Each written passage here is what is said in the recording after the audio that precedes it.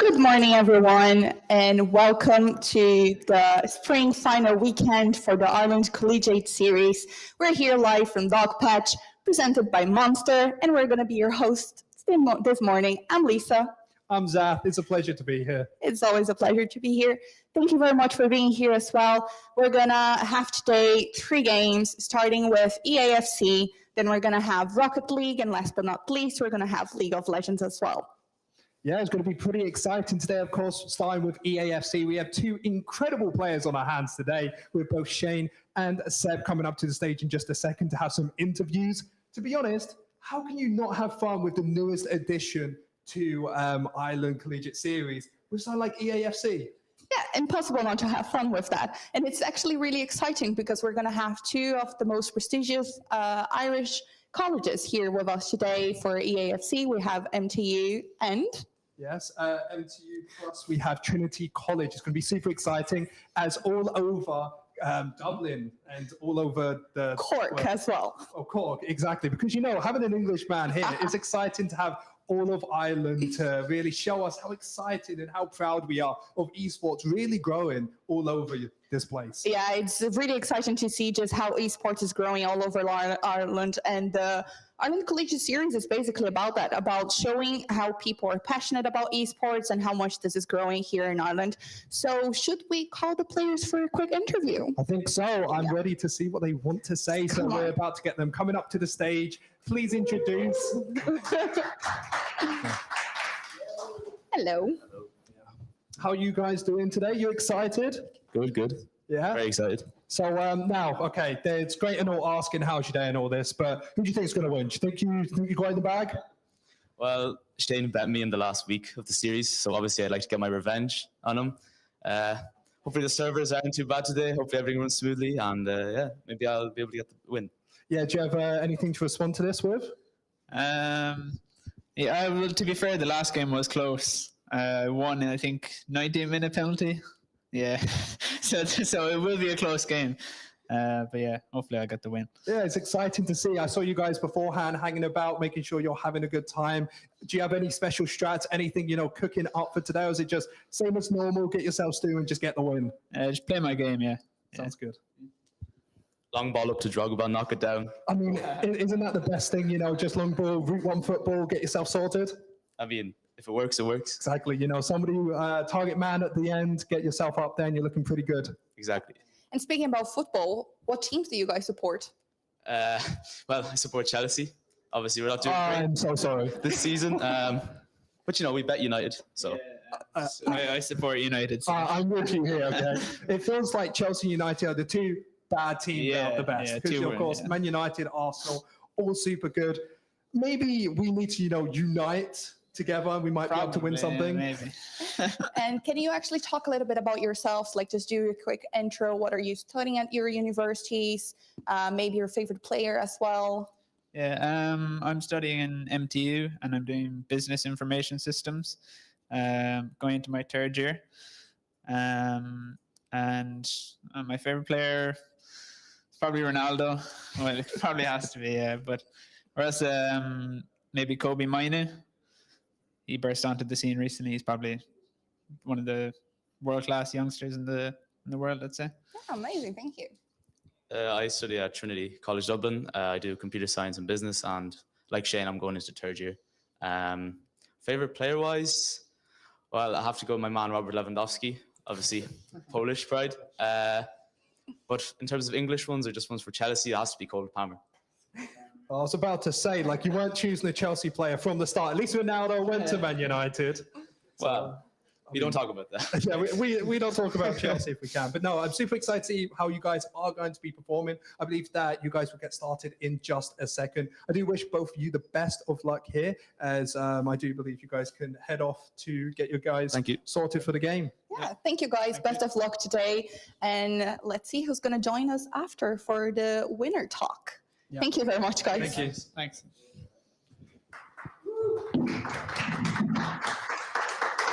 Lisa, I think it's going to be competitive today with those two. I think it's going to be really competitive. I actually heard something very interesting about those two. What did you hear? I think you know that better than I do. Well, actually, one of the players you went walking through there, they talked about it a little bit, was undefeated through the whole entire split, but of course got taken out by his competitor there. So now we get to have that rivalry, that rematch to really see who is the best EAFC player, because Chelsea versus Man U, they may not be doing too well in the Premier League, but those two might be a redemption arc. They might be a redemption, and I'm actually super excited to see how that's going to go, especially because so competitive, so much history there.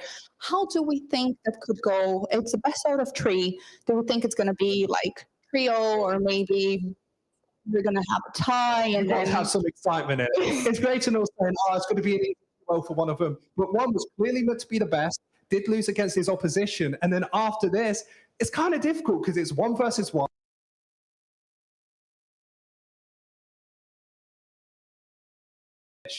yeah, that's going to be so exciting. I can't wait for that. And maybe we can throw into the casters so they can talk a little bit more about the game. That would be absolutely incredible. We will be heading over to Marky Mark and Fleming to get themselves sorted for EAFC. Thank you, Lisa and Zaftos. First of all, Marky Mark, how you feeling? We're on LAN again. You were here last year, but this time you're double dipping. You're doing Rocket League and EAFC. Yeah, last time was only Kurt that did that, but this time I've got the honor of doing it as well. Kurt obviously going to be doing that tomorrow too, but absolutely exciting. You know, I got EA first, then Rocket League next, and then of course at the end of the day with League. So great first day to start, and it's going to be very exciting indeed. Yes, and it's good as well to get the players on stage. So we have Shane from MTU, and we have Septic from Trinity. I've done the whole season, and just when a camera comes on to me for the first time, suddenly I forget. But no, it's actually good to get them in person, get them on stage as well. Obviously, Shane was the only one to deal a blow to Septic in the group stage. Both of them went through, I think, 4-1. So now this is the rematch. This is the grudge match. And can Shane pull off the impossible yet again? Yeah, well, of course, during the group stage is only best of one, so it's more difficult, but now it's best of three. So even if Septic loses one, he's still got a chance to take the other two. That makes it more difficult as well, but also allows for more strategy to be used in the game. Yeah. So obviously in the best of one is kind of just try to score as many goals as he can, but kind of you can use the first game to figure out your opponent's strats, figure out how they're playing, what kind of style they're playing, what kind of formation they're using, and you can use that then to formulate your plan for the next game. Because again, football, like anything, especially EA FC, if you got more than one game, because again, 6 minutes, not a lot per half, but if you got more than one game, you can use that to kind of make adjustments. And that is going to be a difference. Who can make the better adjustments after game one and even after possibly game two? Yeah, and that's a great point, because in the playoffs, a lot of the time, Septic started off slow. In the first game, he usually got taken by surprise by his opponent. So although he went flawless, apart from Shane, of course, he did have a lot of difficulties adjusting after that first game. And I think he has a very set play style, right? Anytime you watch pro players in general, they're very methodical. They're very thought out. They like to hold possession in the middle of the pitch, and they play safe more than anything. But when you go against some of the players in the Ireland Esports Collegiate Series, they're all over the place, right? They're like me in the living room. You're running left to right. You're putting in slide tackles where you shouldn't be. And I'm hoping we kind of see that out of Shane. But whether or not Septic can adjust to that, that is a whole different story. It really is. And again, like, you don't really want to be going ground too much during the games, but if Shane kind of in game one kind of goes down early, he has to start bringing that chaos in, which he can do. So it'll be very interesting to see what goes on here. But the players are matching up right now, getting ready. So we're going to jump in to game one of a possible three.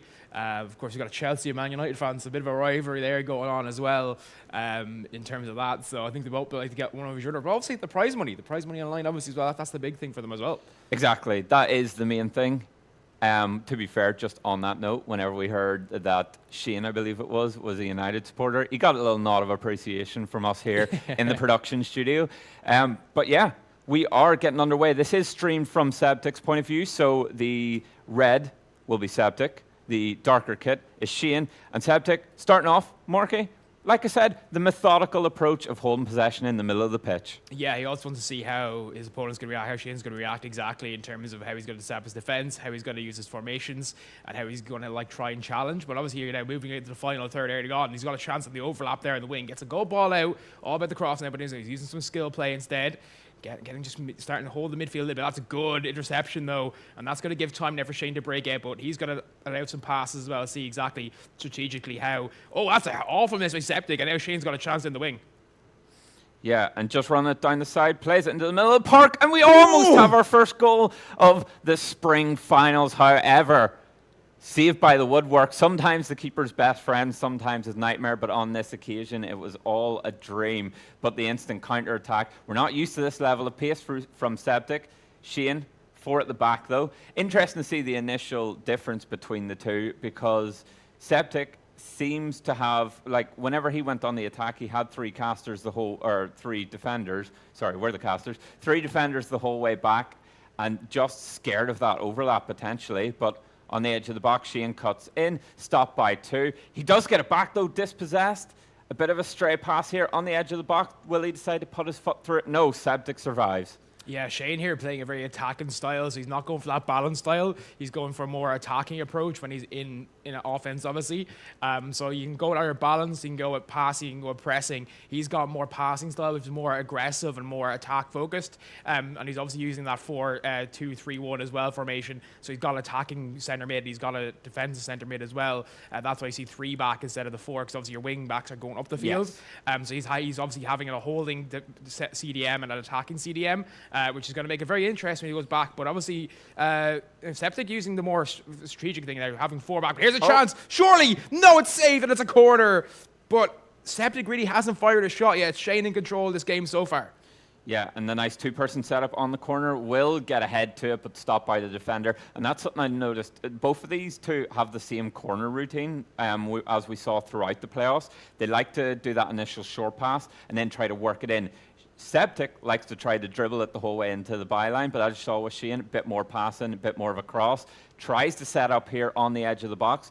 Will go for the safe pass rather than the aggressive one.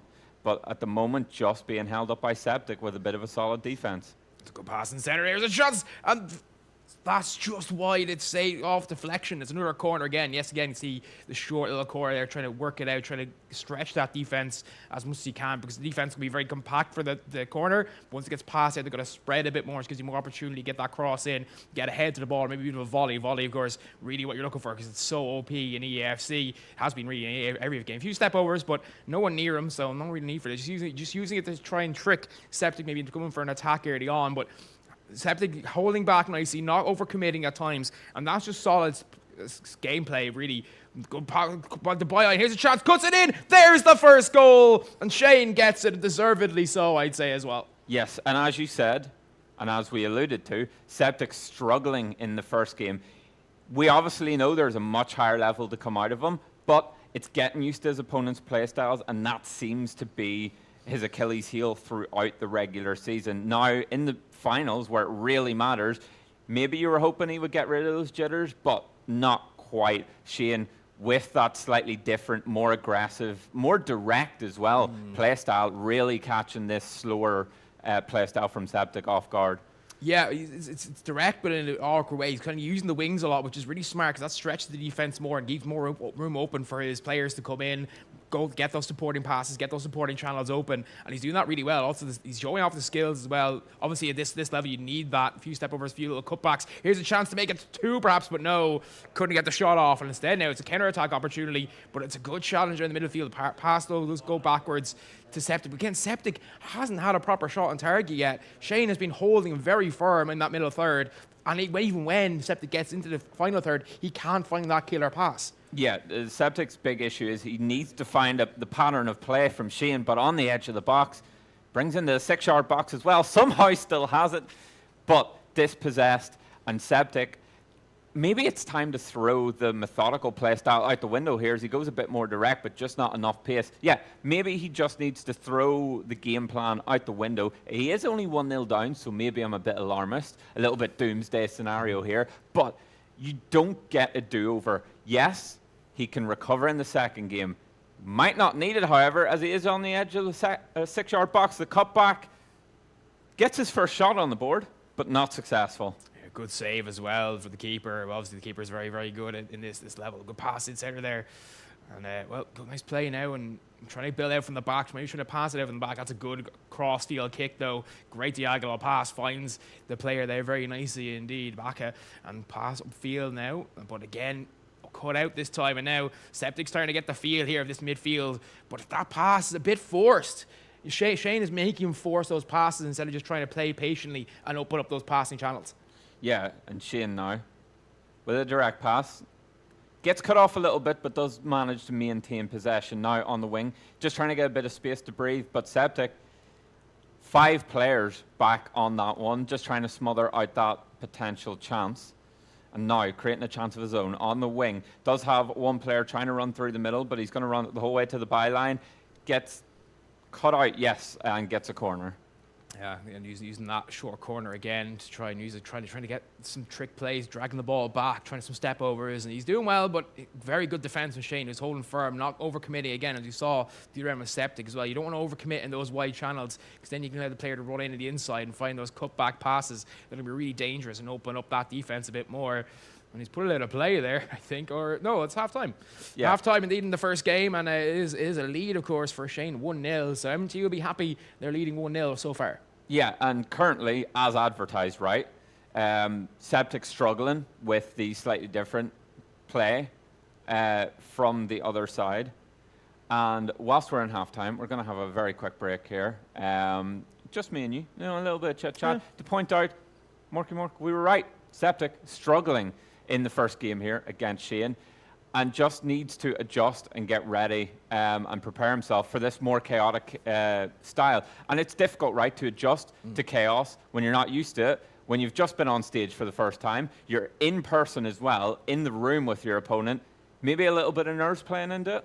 For sure. I think we saw that earlier on. We did chat to both the players earlier on. They did both seem a bit nervous, not going to lie. And that's totally fine. You know, that's understandable. It's their first time being in this LAN setting. It is a bit, you know, isolating as well. You still hear the crowd downstairs. You obviously have to go on stage and then back into the room. It's an environment they're not used to. When you play it at home, it's all your own comforts, your own setup, your own chair, all that stuff. When you're playing on LAN, that comfort is taken away, and that's the point. We separate the men from the boys in those scenarios, or the women from the girls. You know, that's what we do. We separate all that. But here's a chance again to make it 2. Another good save, but Shane once again at the start of this half right back on top.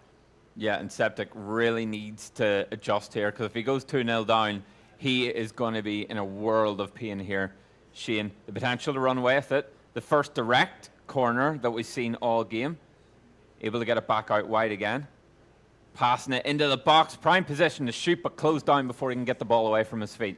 Didn't need to do that there. He had so much space, the player, before the last pass, that he could have maybe got a curling shot off, trying to aim for the top corner on the opposite side of the keeper.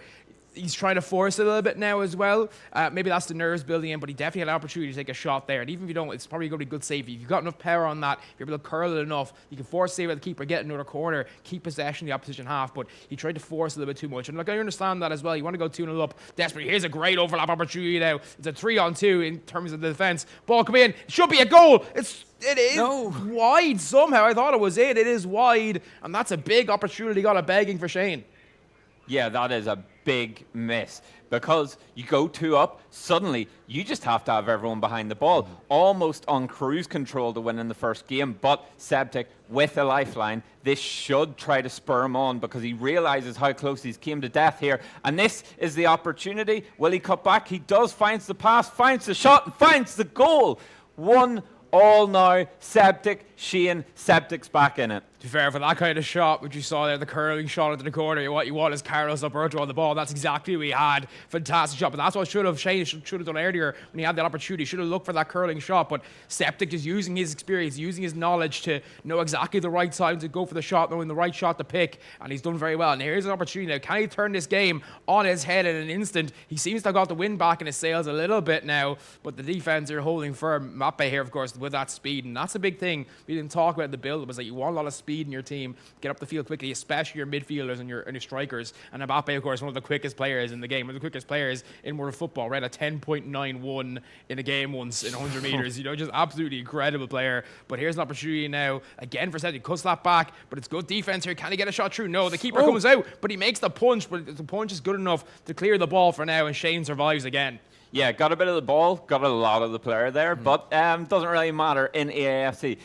Meanwhile, Shane runs it down the wing, could take it to the byline here, looks for the cutback, finds it on the edge of the box, no players in the middle, and that is good defense coming out here from Septic, tries to get a breakaway, but Shane defends. He showed him a bit too much of the ball there, trying to use the pace rather than just try to control it close, especially in that situation when it was a 3-on-2 in favor of the defense still. But those are situations you love to be in EA. You've got a slight little overlap. And here's got some great skill. Can he get the shot off? Yes, he can. Top bins. 2-1. Shane retakes the lead. Yeah, and if you see that as well, he had plenty of opportunities to shoot, but he kept dragging it back, kept trying to find more space. He confirmed it, right? We're not looking for quantity of chances. We're looking for quality because these games come down to tight margins. It's not like your games at home that can end up 6-all and everyone's raging and stressed at the end of it. At games like this, it's the fine margins, and Just Luck to confirm that goal has the chance here for another. Actually, a brilliant pass onto the edge of the box. The cutback finds the space, and a great save keeps Septic somewhat in it. Yeah, it's very, very good for Shane there. That was a lovely little play as well on the corner. What a cross and what a header, 3-1. And that might just be game one in favor of Shane from MTU. Can he hold on? He's putting the ball now, as you said, or even get a chance to control. We're going to get a substitution, I believe, soon. But here's a great opportunity now. Septic has to score, and he has to score soon. About a minute left of gameplay, about a minute and a half left of gameplay, really, with a quarter to go. So he needs to get on the board now. But here's an opportunity. But a great save. The shot was weak and at an easy angle for the keeper. You want to put that high, you want to put it very low on the ground. He did neither. Yeah, and a pause actually called by Shane, so potentially looking to switch up his formation, but has all the time in the world here. Space to work with as well. 2 on the edge of the box. Looks for the cutback on the corner. Puts one more across. Just looking to try to find a little bit of space. But Septic standing up. And you'll notice earlier, Septic switched to ultra attacking. It is everything now. The kitchen sink being thrown forward because if it goes to a second game, the scores get reset. So why not? There's no point losing 3-1. Take 5-1 or get it to 3-all. Exactly. There's no point. Like, it's either you lose by 1 or you lose by 5. It's all the same. You still lost. But here's a chance. Can he score it? No, he can't. Good defense there. Got this positioning absolutely perfect. But the only tracking problem with that is it's going to leave the defense open, and that's going to let Shane to counterattack. But Shane is right now just trying to keep a hold of the ball as best he can. That was a huge opportunity. A great save made. But the pause isn't coming through yet because the ball hasn't gone out of play at all. But here's a big chance. An absolute whiff into the midfield. Surely one back. He's put it wide. No, I think it's a save, but all the same, that should have been a 3-2. That should have been his chance. And that might be the last chance he has to get himself in position to equalise. Yeah, that is a golden opportunity. You bring it down to 1, and then you just need that one half chance, that one slight crack in the door to kick it open. And look at the changes coming in here. We have Drogba being brought onto the pitch. We have pace being thrown forward. Because although Shane's 2 ahead, he's not pulled everyone back. We might see the change coming in here. We were waiting for the pause. But as we get back under play, Septic with the corner has to make this one count. 3 in-game minutes plus extra time. Shane gets it, hoofs it upfield. This one's going to a second unless we have a miracle here, Morky. I'm very confused there as why Septic didn't put that ball in. You got Drogba, one of the best headers, the ball of the game, and they're goal back. Time still on the clock. It depends how much extra time is going to be put on, but it's 3-2 now. Septic has put himself right back in position here, but Shane, if you can just keep hold of the ball for the next 30 seconds or so. It's only 1 minute, and yes, he's going to keep hold of the ball in the midfield here. Oh, that ball pass is dangerous, but that should be it. That will be it. Game 1 goes to Shane, but Septic in that second half showing how dangerous he can be as well. Right, but Morky, he gets through the defense. 3-1 down, 1-on-1 with the keeper, puts it wide, and then later gets a goal back. We could have been looking at 3-all. We could have been looking at extra time, but unfortunately for Septic, Shane takes the first game. But we said Septic would need to adjust. Mm-hmm. What does he change game plan-wise, do you think, going into the second? I think he needs to be more focused on the defense. That was kind of his big problem in that game. He was leaving himself far too open. He was getting sucked in by the skill moves, particularly the drag backs, particularly the step overs. He was getting sucked in a little bit too much and was leaving gaps in his defense and letting passing lanes to be open, especially in the box. The one thing you don't want in EA or any sport is to have gaps in the box where you can make those passing lanes in football. If you're leaving those gaps open for passing lanes, Shane can find that gap, get a shot off and score. Now, Shane could be more clinical as well. So Septic, even though he looked really good in that second half, Shane, if he adds a bit more clinicism, could go 2-0 here. So very, very interesting to see what happens. Exactly. And as we talked about, it's not about the quantity of chances. It's about the quality. And both of these players seem to be pretty good at taking them. Shane is creating a lot of opportunities for himself, and I think that was reflected in the scoreline, right? Especially, he didn't leave it last minute to get 3-1. He pretty much put the game to bed with 10 in-game minutes remaining.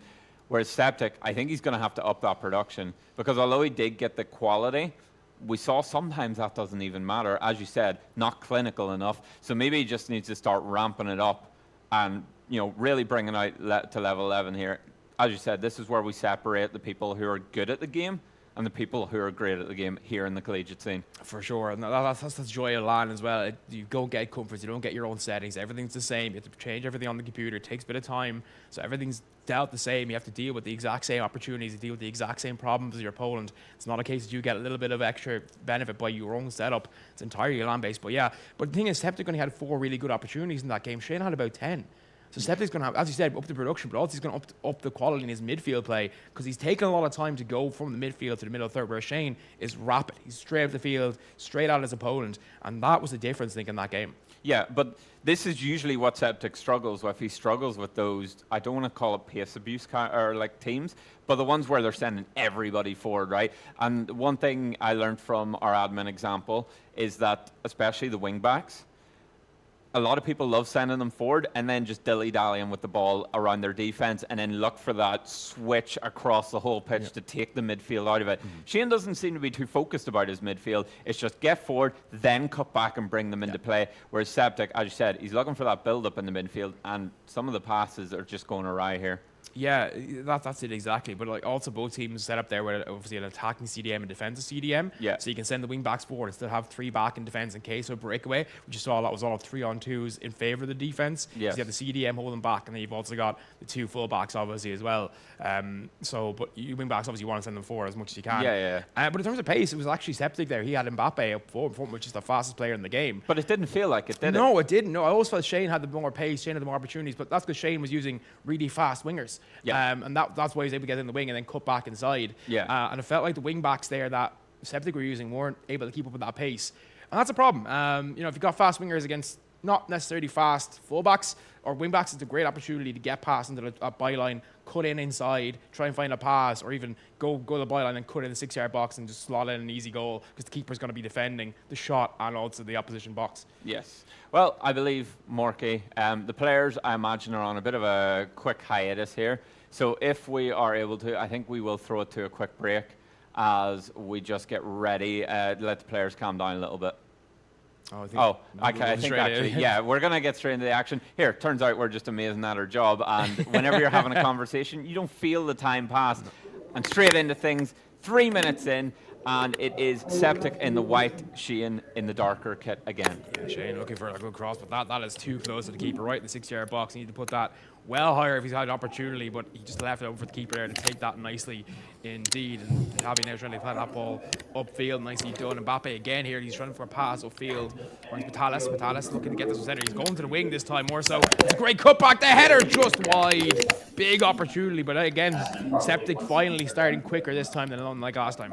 Yeah, got his skates on for this one, and you can see actually the players being dragged forward by Shane as he looks to build up from the back. Now, does Shane try to preempt the change? Surely not, because it worked so well in the last, but it could be a way to adjust for the changes Septic might make. Don't forget, they're in the same room. They might hear each other. because Septic does have his mate as a coach. Yeah, exactly. That is a huge thing. I mean, that could allow him to make adjustments himself. But it's like any video game. It's like you want to make adjustments as well to counter your opponent's adjustments. That's the difference usually in these best of threes rather than a best of one. Best of three is all about how you adjust better. Obviously, because these players are so close in terms of skill. Shane obviously bet Septic in league play, and now obviously he's bet him here again in one game. He hasn't bet him in the series yet, but you want to make those adjustments before that. And if you can, that's great. But right now here, kind of a midfield battle. Of course, Septic had the first real shot in anger, but controlling nice play here. Never allowed Shane forward, and that's kept it very close so far.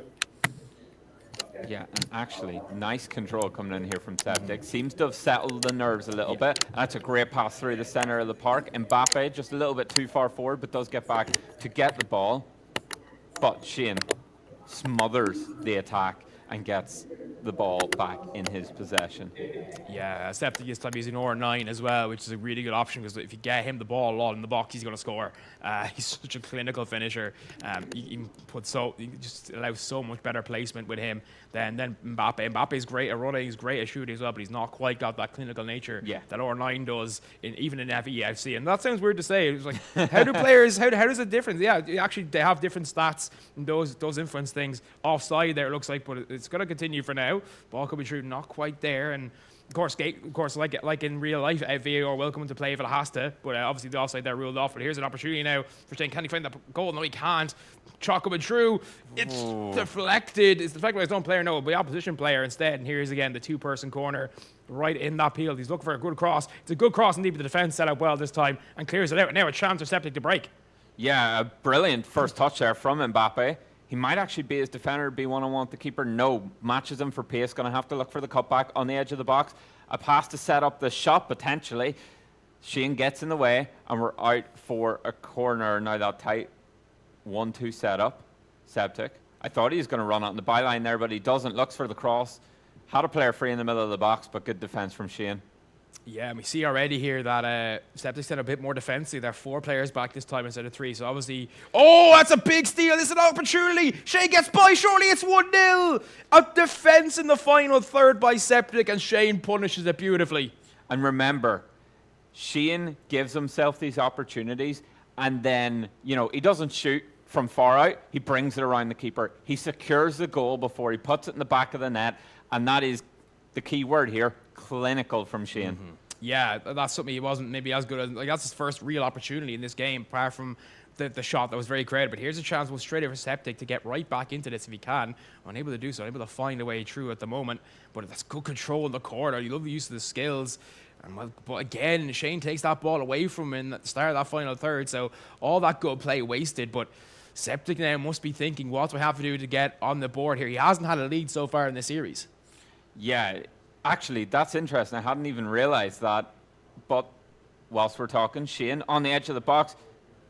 If that's real life, that's a penalty. But in EAFC, sometimes the keeper, anything goes, right? Oh, no, the keeper got a touch on the ball, all right, which means it wouldn't be a penalty in real life either because he did get something on the ball because the ball kind of squared out left. I'm a United fan. that would be a penalty to me.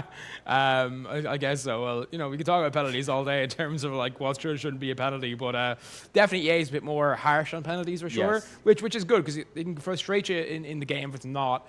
So it is a bit more like referees in real life who give penalties for seemingly nothing. It is very, very kind of set up in that way, but also it can be wrong sometimes too, which is kind of the joy of football. But up the field we go now, and Shane just controlling the pace right now, just trying to frustrate. It's a great ball. An opportunity here, and it's a 3-on-4 this time. Can he get the ball in centre? No, he's just going to hold it, trying to get past through, but that's great defense by Septic. Held his line and then took the tackle when it was presented to him. But that, again, giving possession away in his own half. Desperation, I think. Yeah. Because that pass was not on in a million years and he still goes for it. It's almost like he sees something, there's a delay of a couple seconds and then doesn't adjust for the new situation. And Shane just has his number at the moment. Septic not able to get anything going. Dispossessed in the middle of the park again. And Shane setting up for the counter-attack. He has a nice run going through, decides not to use it, but that pushes all the defense back, looking for that cross ball again, but Septic gets in the way of it and trying to set up here, but there's just not enough tacklers forward. Yeah, no, for sure. There's not enough attackers going forward, but Septic now has to control this a little bit more, a little bit better, and that's halftime again. And maybe what Septic has to do now here is because he's out Shane too much, just start making fouls. Well, if Septic's running forward, take the yellow. If it's not obviously red, take the yellow card. Yeah, I would I would agree with that because at this point, right, the pressure's on Septic. Yeah. He's a game down.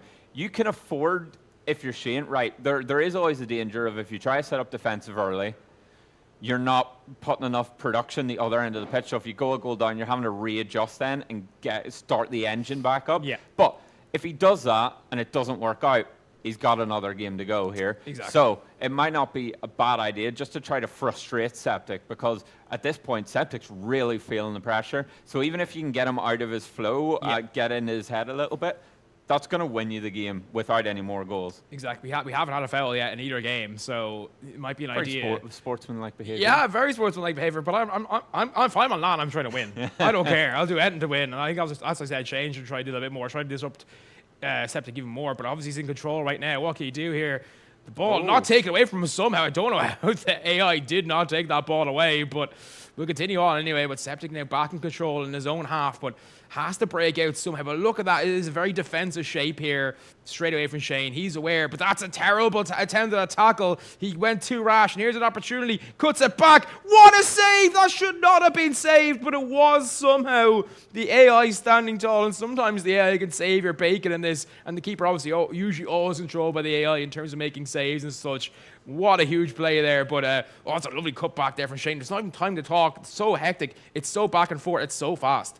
Yeah, and we've seen that a couple of times in this series, but on the edge of the box, Shane, 6-yard box, tries to go for the pass across, and Septic gets in the way of his keeper, gets the ball, and manages to get it out somehow. But look at that, 4 players back. Yeah.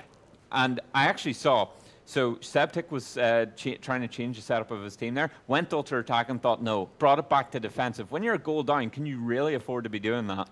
Yeah, if it's half to go and you're only 1-0 down, I think that's the best strategy until maybe the 18th minute or so. If you're 1-0 down, if you're 2 goals down, obviously you want to go with 20 or 30 minutes left. You want to go ultra attacking right then. But right now he doesn't need to because there's only 1 goal down. His defense is going pretty well so far. But Shane is obviously playing a very defensive style this time, setting both his CDMs to play defensively and to step back and just allowing his 3 in the midfield, kind of the upper midfield, to make those possessions. But here's a nice opportunity trying to get across. It's going to be a corner. It's gonna be a corner indeed. Big chance here, but he's gonna change now. He's gonna sub in here.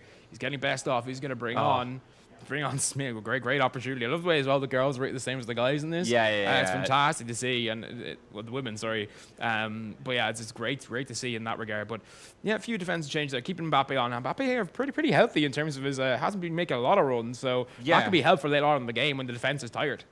Yeah, but it didn't really factor in the last game, right? So is there a chance that maybe he's just trying to make something work that isn't? I think he overused Mbappe in the last game. Mbappe's quite a lot of stamina left, and defense won't. Defense will always be tired at the end of the game. So if Mbappe's got that stamina left and the defense doesn't, then he can break away and have an opportunity. But Septic right now is starting to get control of that midfield, starting to take hold. But it's all about finding that final pass, finding that quality opportunity, as we were saying earlier on. And that's a good. He's just sending it. He's just sending Shane the wrong way, but he tries to go in too early there. Needed to suck Shane in a little bit more before going, and that's allowed Shane to take this time and opportunity now here again. He's 1-0 up, of course. Can he find another way through? No. There's your answer. He goes for the 3 pass, gets cut out, and Shane now on the counter attack. And I love anytime Shane gets the ball, one of his players, one of his attackers, is always has his back against the last defender and just looking to turn on him, a bit like prime Lukaku when he was playing or for Haaland now. Yes, actually, great comparison. My references are a little bit out of date, but Shane very much at the forefront, the cutting edge of the attack here. Dribbles his way into the box brilliantly. Septic, bit of a meaty tackle there, but the defensive line was too high there, and that left all the space in the world for Didier Drogba to slot it home, and that's 2-0 to Shane. 30 in-game minutes left. Septic, ramp it up to ultra attacking. It has to be now, it's do or die now. It's send everything. It doesn't matter if you lose by 10 goals. It doesn't matter if you lose by 2. It's all the same. It's all send now or you're going to lose this series 2-0. You have to get a goal. Not now, maybe in the next 10 minutes or so, but here's a chance again for Shane. Can he finish this? Good defense, though, by Septic. He gets back, makes the challenge, keeps it going for now. And he's going to try here, clear this one upfield. He's got Aloaran on the ball, looking to get through. Can he get through on the sideline here? Sucks 2 players in, gets by 1, gets by 2 then. Needs to get the cross in here quickly. It's a good pass, good defense. Oh, the slide tackle. He's very lucky not to give a penalty away there, Shane. Yeah, last-ditch defending comes to mind. And this is the time for it, right? You can't afford to let another goal get in here. Even if it's almost a guaranteed goal. Or no, sorry. Even if it's a guaranteed goal, take the penalty if I'm Shane. Yeah. You know what I mean? You just want to try to keep it as much as you can with this 2-0 gap. Septic, though, and that is just... That's Marky, pressure. That's indicative of what we've seen the whole series. Yeah, and it's also the pressure. He's feeling the pressure now. He knows time is ticking away. He's got about a minute and a half of in-game, of real-life time to go. The shot there. Why is he taking a shot there? There's clearly a defender in the way. You've got so many opportunities. The shot comes through finally. It's the first real good shot we've seen from Celtic since the start of the game in this one. Yeah, he started off hot, and you said, basically, I'm paraphrasing here, that it's good to see him coming out with the aggression. It's good to see him being the one pushing the issue. And then he became a passenger in this. He's in a car right now. The brakes are destroyed, and he's just chilling in the back and watching everything go down in flames in front of him. The thing is, both Shane's goals have come from interceptions in the final third. Him trying to play out the back. No real order. Shane hasn't really created anything else of value apart from those balls given away defensively by Septic. So Septic has been his own worst enemy, and he has stepped back too much. And now he really needs to go for it now. He has to just start sending tackles in left, right, and centre, try and get the ball back. But Shane is happy to keep possession as much as he can in the next minute or so of actual real life, 10 minutes of in-game minutes. Yeah, and a brilliant interception. The play is Surely, on here. surely. 1-on-1 with the keeper, and Septic brings us a goal within extra time. We are so close, and Septic needs to really put the foot down here and go for it. He really does. And Shane will now be panicking a little bit himself. He knows the pressure's on. He's conceded a goal, but here's an opportunity. Just bring it to the corner, waste time. But he's cutting inside and said, no, he's doing what I said, wasting that little bit of time, just trying to find those passes, trying to keep the ball in the final third, keep the ball in the worst place for Septic, which is in his own final third, and he's really doing well here. Good skills from Zamparata, and there's Carlos Alberto, of course, back over to Reece James, who's going to try and take this ball forward. Fantastic player herself. Look at the passes back now, and again Shane keeping control here. And Septic has to. What a ball that is! Fake one as well. Looking to get the pass through and able to do so. And it looks like Shane is going to be our land champion and our EAFC Irish Collegiate Esports series. And it was interesting, right? When he was 2-0 up, he was happy to pass it about. He wasn't trying to hold on to possession and kill the game off. But the moment Septic makes him sweat, he secures the win. And as you said, Shane, Septic's only kryptonite throughout the entire season. Many have tried to kill the king. Shane's the only one that could get it on target. And he's done it twice. Yeah, 3 games, 3 wins in terms of games. 2-0 here, obviously, and then 1-0 in league play. Hasn't been beaten by Septic at all, even in a game. So that is absolutely special win for Shane. Septic will be disappointed, but well deserved to Shane. Absolutely fantastic play by him, and he'll be looking to re-secure again next year if we do it again next year. But for this time, he is the cause of EAFC Irish Esports Collegiate champion. Not many people can do that. Yeah, and he just remained consistent, right? He did drop a map to someone else, which kind of blew my mind. Okay, you're like, right, well, Septic's been on a hot streak. Surely there's no way. And Shane does it, and then does it on LAN. And not only when he does it on LAN, he does it more convincingly than anything else I've seen online. The pressure simply did not get to him. And as you said, takes Septic out of it, puts his name in lights.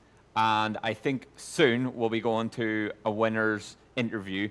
But for now, look at that graphic, Marky Mark. Yeah, Shane would be delighted. MTU, of course, would be delighted as well. They take home a tournament prize. Didn't get one last year. They get one this time. Sorry, last semester. They get one this time. And again, Dublin not starting great at this time. They're finalists in everyone. Last time they only won 1 out of the 4. It's going to be 1 out of the 5 again this time. Or is it going to be maybe 2 or 3 out of the 5? But Dublin, not a great start for them, but they'll be hoping to bounce back in the next few series. Look, I'm going to say it, right? On the online era, let's call it, before we had the finals online, Dublin were dominant. They basically took home most of the titles, bar the SETU Rocket League team. But this time, when we start getting to LAN, Dublin have started to falter a little bit. And it's good to see someone like, as you said, MTU, who didn't get anything in the last LAN finals. I'm not 100% sure if they even made... They didn't. No, they didn't make grand finals of any of the games. They do it. And on their first opportunity on the big stage, Shane's the one to take it home for them. Yeah, it's huge for them, and he's going to be absolutely delighted, obviously, with that as well. But I think that the score lines aren't really fair in Shane here, 3-2, 2-1. It was mostly the last goal came in the last few minutes. So I think Shane could be really, really happy with that performance, and I think it's well-deserved a 2-0 win for him as well. Yeah, although I do want to say commiserations, though, to Septic, because if it wasn't for Shane, he would have been walking in here, you know what I mean, swinging, or he's basically waiting for it to be put around his neck. Yeah. So clinical throughout the group stages, brilliant in the playoffs, but maybe the pressure a little bit too much. You did say the players looked a little bit nervous whenever they came in, and I think that was more than reflected in the actual play here. It was, and he won't be too dissatisfied. He's taking a bit of prize money himself, so he'll be happy with that. You know, I mean, a bit of money to spend on himself, maybe a new controller, maybe something else, maybe some Ultimate Team coins. Who knows? But we're very happy with that. Yes, and before we get any winners' interviews or anything of the like, we will go to a very quick break here as we get them set up and let Shane calm down a little bit from such a great performance. So we'll be right back.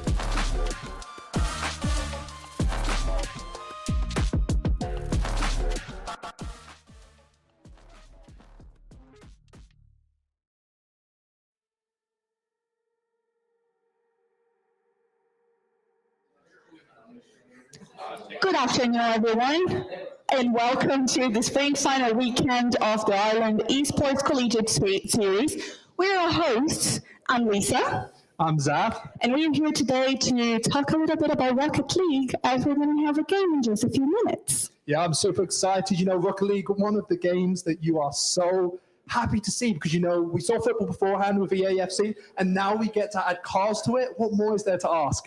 Yeah, nothing much to ask. And after Rocket League, we're also going to have a little bit of League of Legends, so stay tuned for that. But first, let's talk to our players, if you can come to stage. Yep, we have Tom and we have Shane. Of course, we have Setu and TUD Apes. How are you two feeling today? I'm feeling good. It's not always good to play at a LAN event, especially at a final. I'm very excited. Good. Yeah. What about you? Pretty much the same. It's nice to be back here again for a second semester, and hopefully many more after this. So looking forward to hopefully putting up a good performance on stream. Yeah, talking about good performances. Now, we know that your team did get top 8, almost got yourselves to the top of the top going to America. Do you feel like today you're fully ready and prepared to, take the Collegiate Series? I suppose, yeah, like an experience like that, it definitely doesn't get better than this at this level, like. So definitely having that under my belt gives me a lot more experience to play well today. Yeah, 100%. So, of course, with Collegiate Series being a way to try and get higher up, are you aspiring to do more in Rocket League? Hopefully, yeah. I suppose that's the end goal of almost, say, every player in whatever game they play. The end goal is hopefully go pro. We all see how much money they make. It must be nice. So, yeah, that would be the end goal for me as well. Yeah. Now, Shane, I have to ask you, right? TUD Apes, you've got a lot of teams that are here. A lot of teams form different series. But you've got to the finals. Are you actually going to win this time? I think a lot of people may not expect it, but I have confidence in me and my team, and I genuinely think we can beat Setu this time out. That's really the big thing. As a BO7, you're here today. What do you think is going to be a difference today compared to all the other times? I think a big thing is confidence. We've been practicing a lot. We've been, playing it together as a team more, have more chemistry. I think we understand each other a lot more. So I think a combination of all that will be the difference in the series. I mean, you had a clean 4-0 to get here, but I think that is going to be it for you two. I believe you guys have a game to get to, but I really give you guys the best of luck. Hopefully we have a good and close series. Thank you. Yeah, good luck tonight. Thanks. And now, as we get ready for the game that will be definitely very competitive after TUG making to the final every single year, but losing to Setu, it's time for us to throw to our casters.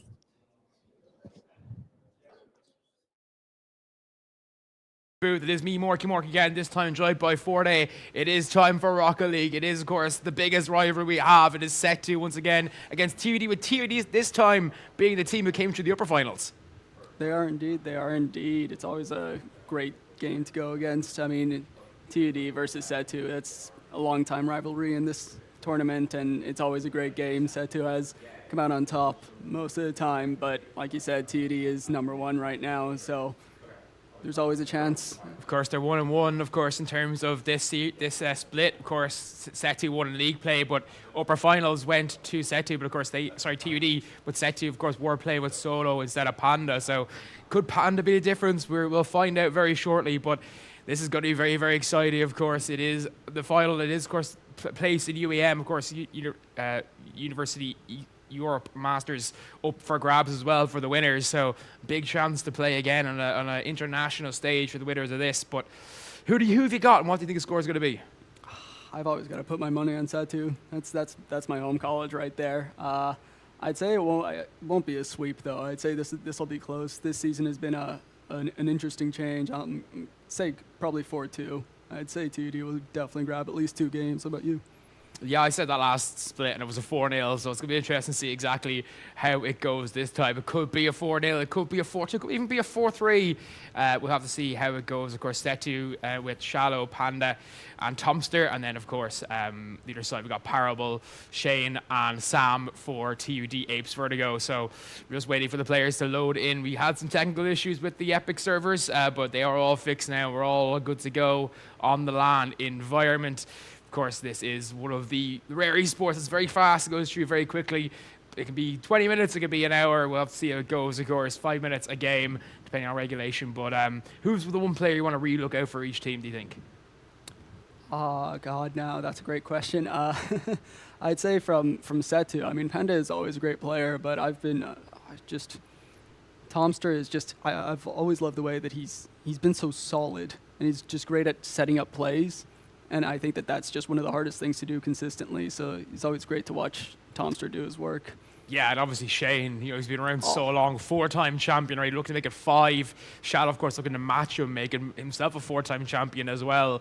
So very interesting. Of course, Shallow recently won, of course, as well with the RL Ireland Cork LAN. That was his 6th RLI victory. Of course, RLI, one of the partners with the Ireland Esports Collegiate Series in terms of community events. We have a good few partners in regards to that. Of course, CS is some as well, Valorant as well, all of them very, very good partners with Valnir and then ICL, of course, all partners with us.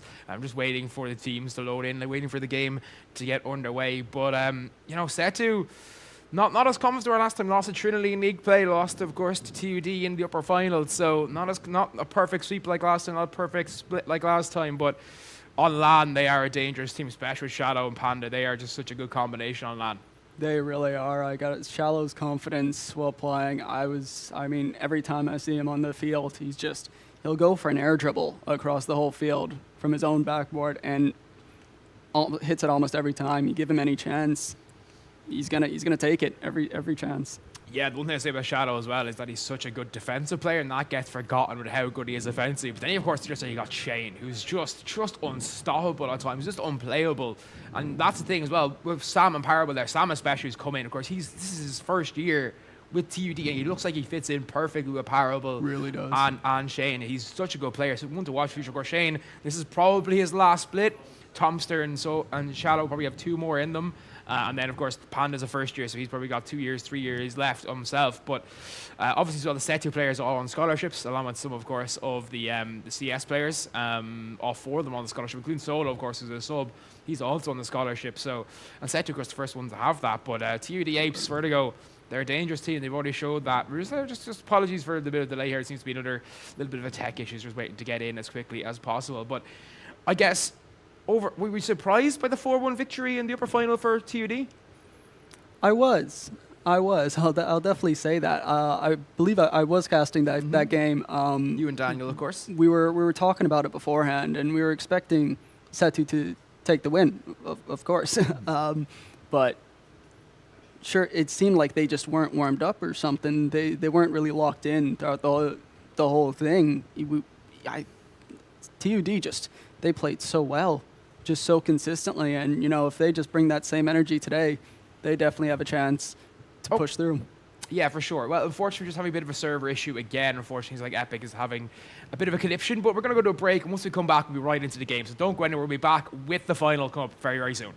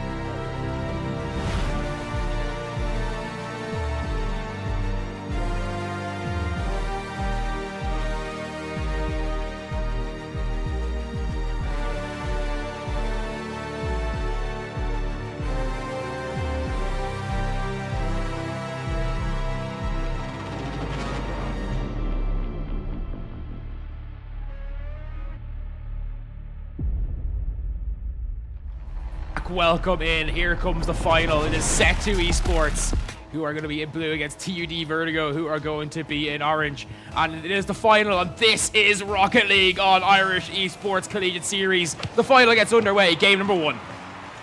Game number 1, like you said, it's a great start right there. Now we've got Shallow going up the side, keeping the ball close. Sam slowing it down, well played, but Panda is just too fast to keep it. Pressure on for Set 2. Push up from Parable, leaves the ball for Tomster. Shallow up, going for a double. Reads the touch, gets the first goal 20 seconds in. Fantastic play from Shallow, just reading like an absolute book. Yeah, brilliant play from Shallow. Gets that up nicely. Defensively, not great there from Sam. Maybe the bit of pressure setting in. Of course, he was here, of course, for the last split, but you know, it's still hard to get used to it compared to other players who played so many lands, both in RLI and, of course, last split as well. Parable knocking this off the backboard, but there is Shadow again catching that. That's a great bump, but that's going to give an opportunity. Pass in center. Everybody whiffs. Tomster can clear this one out, of course. Set to are in white on the pitch, but of course you're going to see them as in blue on the screen there. Lots of boost here for Setu. Not much for TUD, but they are able to keep the defensive line here going. But another boost deal there, and that could starve them. But the ball cleared out nicely, and it's going to be rotation backwards here from Setu, and we will reset in the Setu half. Do it, dear. There's Panda trying to push through. Goes over to Tomster, knocks it off to the sidewall. Parable gets the first touch. Staying close. Shallow tries to take control here, though. That's demoed. The ball is dropped in front of Setu's goal. Shane with a great shot there, putting it directly in that top right corner. Well played. Perfectly placed by him, I gotta say. Yeah, beautifully. He beats Panda to the ball. So Panda gets a slight touch, which doesn't really do much to it. Doesn't take it away from Tomster, who is moving into the goal as well. He's going to get there in time. Well played shot from Shane. And it's 1-1. Plenty of time left as well here. 4 minutes to go in this game. So potentially, of course, every game 5 minutes plus potential overtime. If it's tied, sudden goal to decide it. That's a nice clear, though. But Shane here, once again, he's a danger man. He knows he's got not a lot of boost, but Parable and Sam are set up. Panda though clears it now. He's got enough boost, not much boost to work with. Shadow and Thomas are the ones who have taken that, but they have managed to refuel. And now here comes Shadow, as I said, from the end of the park, running out of boost, but does get it down. But that's a lovely play from Shane off the backboard, but nobody follow. Actually, there is the touch coming in, but it's well wide, and Panda can clear that one out for now. But good pressure so far from TUD. They're keeping Setu very much honest so far. They are indeed, always are. I gotta say, well done. Here we go. Ball drops in front of TUD's net again. Sent off by Shane. Tomster shot on target. Shane blocks though. Cleared almost. Goal line saved there. Well done from TUD. Gets sent back over to Setu. Tomster to Panda. Panda tries to knock it mid, but Shane does get a knock over into the corner. Gets cleared back over to Setu's side. Shane tries to stay close. Gets the boost as well. It's up. Drop back down. Great shot. Ooh. Another goal line save. Shallow. Knocking it off to the side where Tomster's waiting. Shane up on the sidewall.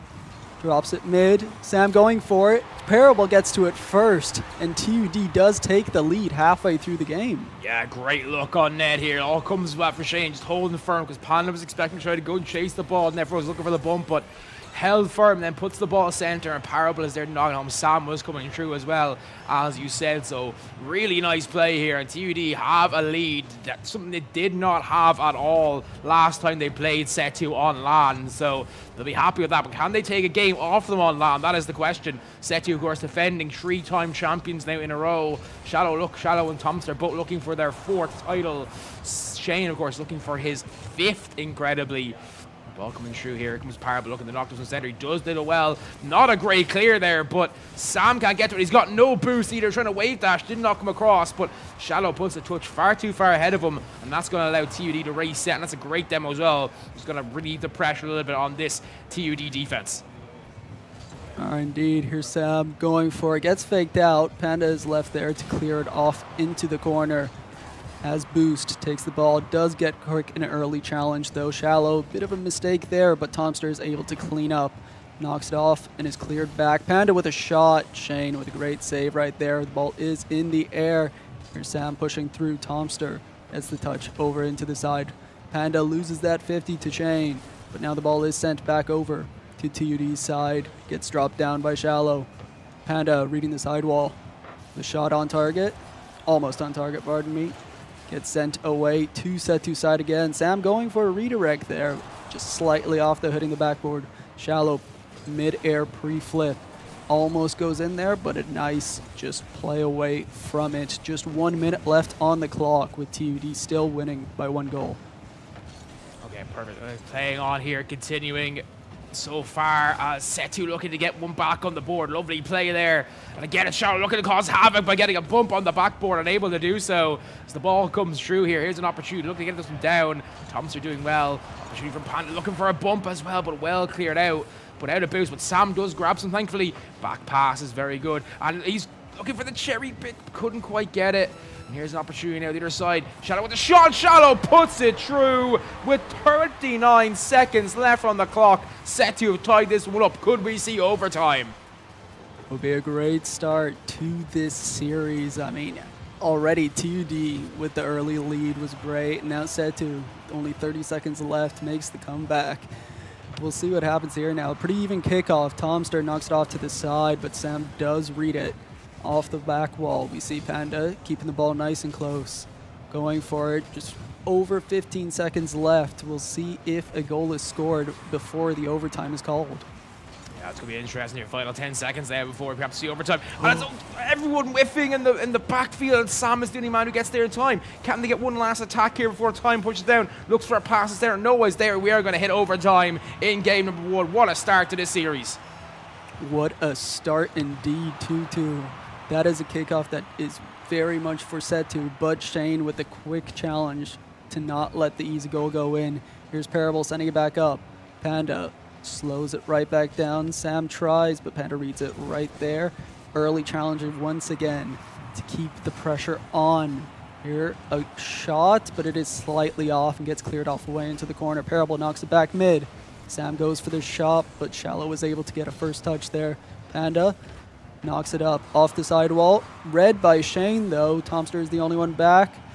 Now Sam does accidentally knock it back just a bit and loses the control a bit there, and Setu was able to clear it away. Here's Panda off the sidewall, drops it down mid where Tomster's waiting. Now Setu are on the attack, gets it over Parable, but Sam is able to clear it over to Setu's side again. Yeah, great rotations there for TUD so far. That's the one thing I will say defensively they've been great at. They're not overcommitting. They're not putting too many players in awkward positions, and they're always in somewhere to cover in the defensive side. Offensively, they're doing great as well. Just not too many looks on net for either team, to be fair. It's been very interesting back and forth game, but in terms of shots and good looks on net, neither team really had too many, and that could be the shot that counts. Parable puts it in, and this time TUD do take a game on LAN. They do indeed. TUD is playing fantastically. Usually you would see a bit of an advantage for Setu immediately, but TUD played fantastically in this first game, and like he said, they are now winning in the series, though it is only game 1, but we'll see how the next one goes now. It is indeed. Parable, of course, getting 2 goals, making 4 shots in terms of saves. 5 saves there, of course. And then we see the TUD side. They look very happy indeed. Of course, Moody is the coach, who of course also plays for TUD A+, who had a good run again in the playoffs this year. Couldn't quite manage to make it as far as they did last time, but they'll be delighted where they got anyway. But game number 1 there, you see the shots in terms of, Setu obviously having more shots on target, 7 versus 5, but TUD made theirs count more, 60% conversion rate for TUD, which is massive in any Rocket League game. Definitely is. I mean, just looking at the goals to shots, I mean, Panda 3 shots, 0 goals, Shallow 3-2, Tomster 0-1, and then TUD side, I mean, that's 1-1 and 2-4. Fantastic job by TUD. They really, like you said, had fantastic rotations. Great on defense in both defense and offense. It's just fantastic plays by TUD throughout that whole game. Yeah, for absolutely positive from them. They'll be absolutely delighted, of course, with that. We go into game number 2 now. Shadow was left for a second there. He was just trying to maybe screen here. So obviously we're just a little bit of it. You'll see behind the scenes, a little bit of production, seeing the good things going on, of course. We have Fleming. We have a few other people here, of course, as well. Celtic, of course, and a few others as well helping out. Retzel, Roland, of course, is our row, of course, as you may know if you're part of the server, is, of course, doing our player liaison today. And here's Panda early on looking to get this through. Of course, 1-0 down in the series. Set2 do not want to go 2-0 down, but if there's any team that can come back from 2-0 down, it probably is TUD, but, you know, sorry, not TUD, Set2, but if TUD can go 2-0 up, that gives them a great opportunity in this series. But, you know, again, if Set2 could win this game, we're back to basically a best of 5, but plenty of time left, of course, potentially 30 or so minutes left of gameplay. And here we go, game number 2 underway, and already TUD here just trying to win that midfield battle, which is probably the best thing to do against a team like Set2, deny them those clear opportunities, those clear looks on net. It really is. You give Set2 any chance, they're going to take advantage of it, and TUD are doing a great job of keeping the pressure on. And here we got Parable knocking it over to the side for Sam. It is intercepted, though. Shane gets the first touch, though. Gets it sent up.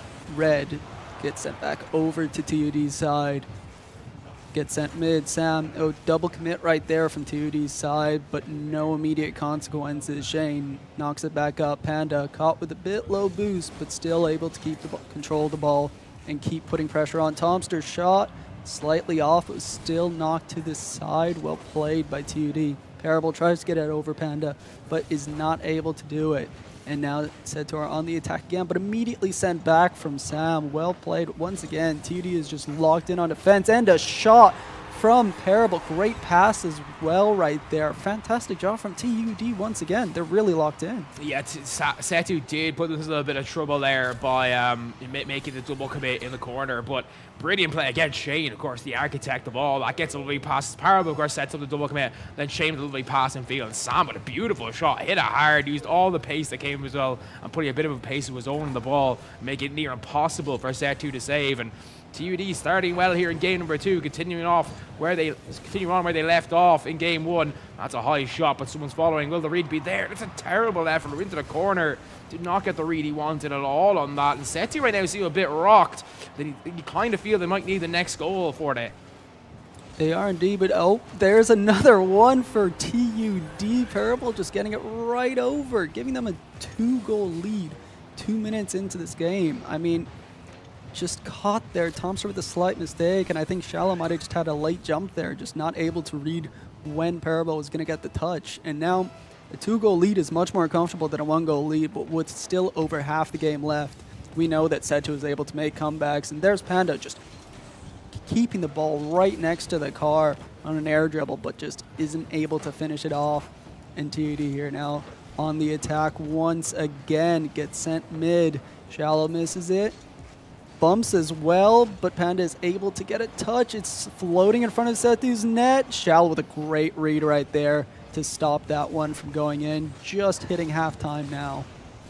Yeah, before as well, the jump there for the second goal. Shallow just had no boost, so he couldn't pre-jump it either. He had to wait. That's a great pass, though, and Shallow puts it through.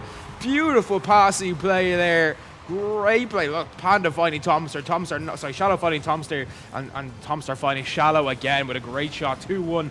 Deficit cut in half with 142 seconds left on the clock. 2 minutes and 22 seconds in total.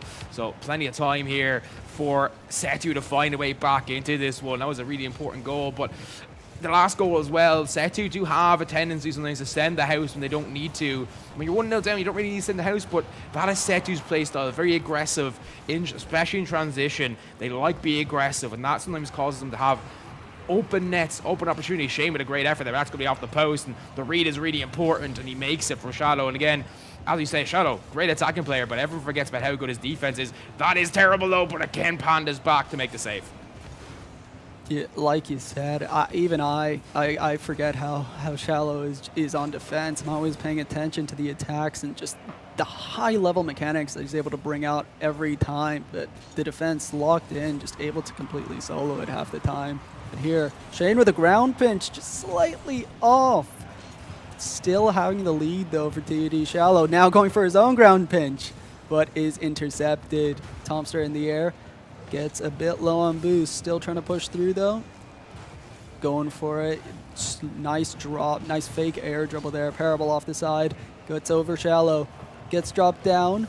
Here is A shot almost gets hit off the backboard. Shallow going for a clear. I'm not sure if that was the touch he was going for, but it does end up working. Shallow beats, gets dropped down, but nobody is there to finish it off. Gets dropped down once again, and now a chance for TD, but isn't able to due to Shallow's perfect rotations there to keep the pressure on. Yeah, beautiful play from Shallow. Beautiful play from all the sides. They're defensively very good for TUD. Offensively great from Setu. But right now, it just seems to, apart from Shallow, the defense for the other two players on Setu isn't great, and that's allowing opportunities to come through. And the rotations from TUD so far absolutely perfect. And Setu might have to get a bit more physical here, especially to go 2-0 down, to disrupt those rotations a little more. A bit more physicality might go through. We've seen a few demos from both sides so far, but apart from that, Setu not really the bump. That's a great, what a save, what a read. Jumped at the perfect time. Didn't have much time to react. Had to get that jump absolutely perfect. And he did indeed. Time ticking away here from Setu. Only 7 seconds left. TUD just need to keep the ball away from their net and then get it down on 0 seconds. Thompson will keep this one in the air, but we are now at the time the ball hits the ground. That's it. It will hit the ground. TUD 2-0 up in this series. Who would have saw that coming? Oh, God, I mean, I did say Setu was winning 4-2, so we might see if Setu has the full comeback now. I'm definitely taking the credit for that one with that read. But it doesn't, from these first 2 games, it does not seem like Setu is going to make the comeback. TUD is 100% dominating this whole time, keeping pressure on. And like you said, Shallow seems to be the only one who's being able to do the work on defense. I'm not sure what's happening with the other two, but they need to figure something out here because TUD is just doing everything. I would say that it's a pretty even game. It's just what TUD are doing is they're dominating the midfield battle. And if you dominate the midfield, you open up so much. You less time to defend, more time on attack, or to pick those passes out. They're also doing really good at boost starving Setu in defense. That is one thing they're doing really well. They're keeping the resources for Setu low, because the one thing you don't want Setu to have is all 3 of them have full tanks, because then they can hit you so fast and so hard you don't even know what's happening when the ball's in the back of your net.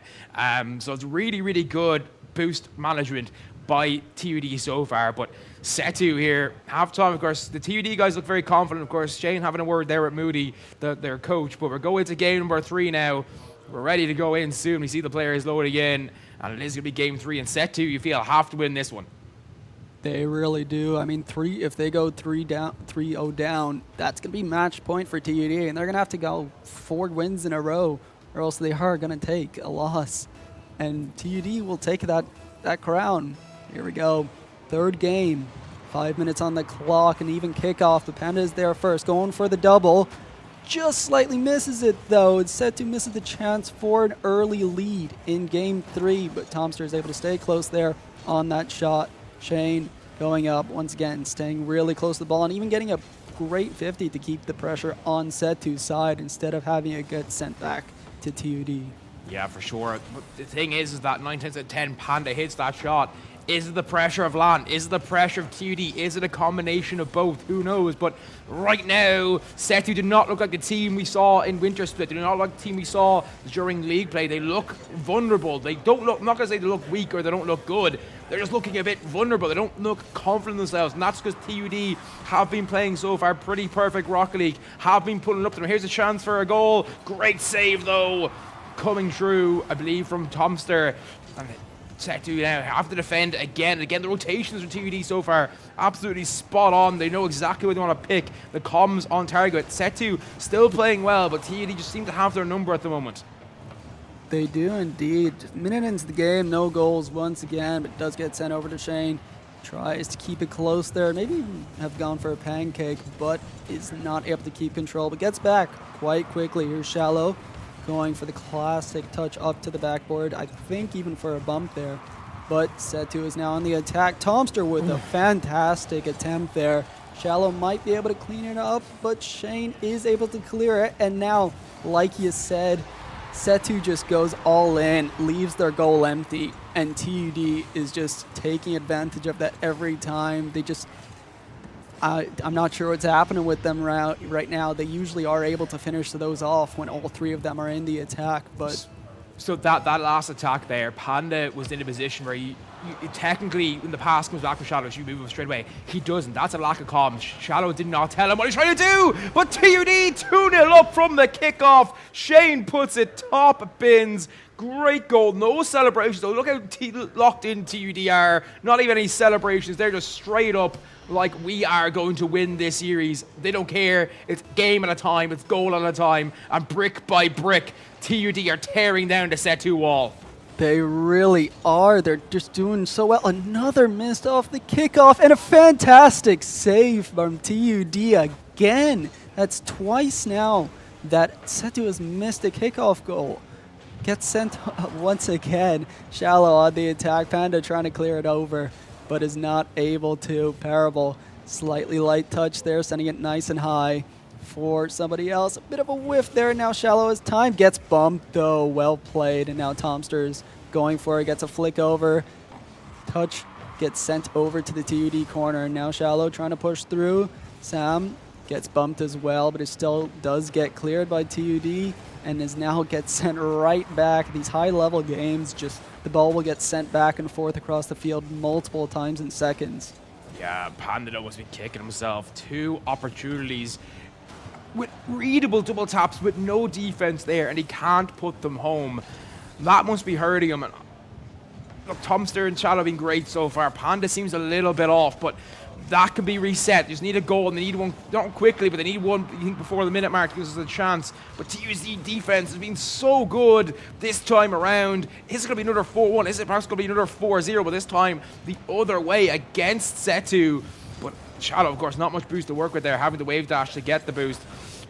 Chaos in the midfield, and TUD are living off that chaos. They're the ones getting the rub of the green this time. Everything going right, great demo in the air, but the ball not fast enough, and Thompson can get around to it.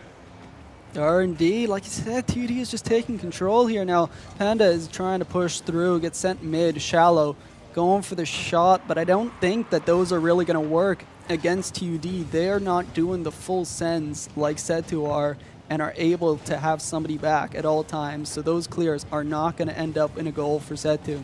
So they're going to have to be able to push through with methodical plays. But there's a chance, actually. Shallow just hits it off the ceiling.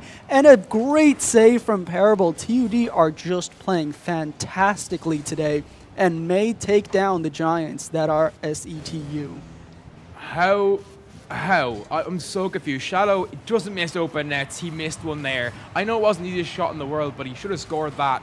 Panda, 2 double tap opportunities. Doesn't take either one. Neither of them difficult. Neither of them defensive pressure. And that's just TUD. It's not Setu playing bad. It's TUD making them feel suffocated. It's TUD making them feel like they can't play themselves. They're going to miss every opportunity. TUD are swarming like flies, and right now they don't have the safety net they need. There was a great opportunity, another great save from TUD. Shadow had that top bins, but TUD do get across. Double tap from Panda, can't get the angle. It was a difficult one, to be fair. Not like the 2 he missed earlier on. Then goal needed soon as possible, and Tomster finally from the waterfall pass gets it through. Do indeed. 17 seconds left on the clock. Setu is still down by 1 goal, but maybe that 1 goal that they just got is enough to let them build up the confidence and just everything that they had previously. Here we go, 15 seconds left. TUD on the attack. Shane going for the double, but Tomster is able to clear it off. Shallow, it's sent mid. It's intercepted. 5 seconds on the clock. Setu needs to clear it out and also keep it up in the air here. There seems to be a chance. Shallow off the side. Does get a missed touch, and it drops, giving TUD a 3-0 lead, which is series point now for TUD.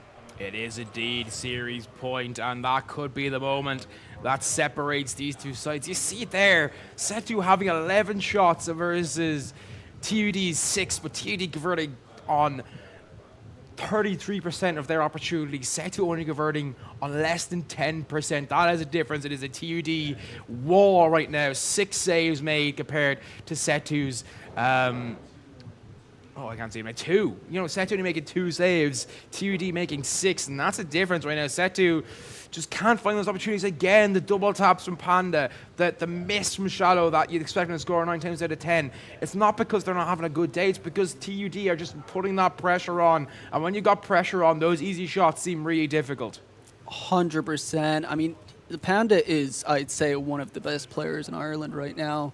And just those double taps, you should be scoring those every time. But just being in LAN and being in the finals is so much pressure. But, you know, we'll see if Setu loses their crown, because this could be an extremely monumentous moment, as Setu has been the leader in this tournament for the past few years.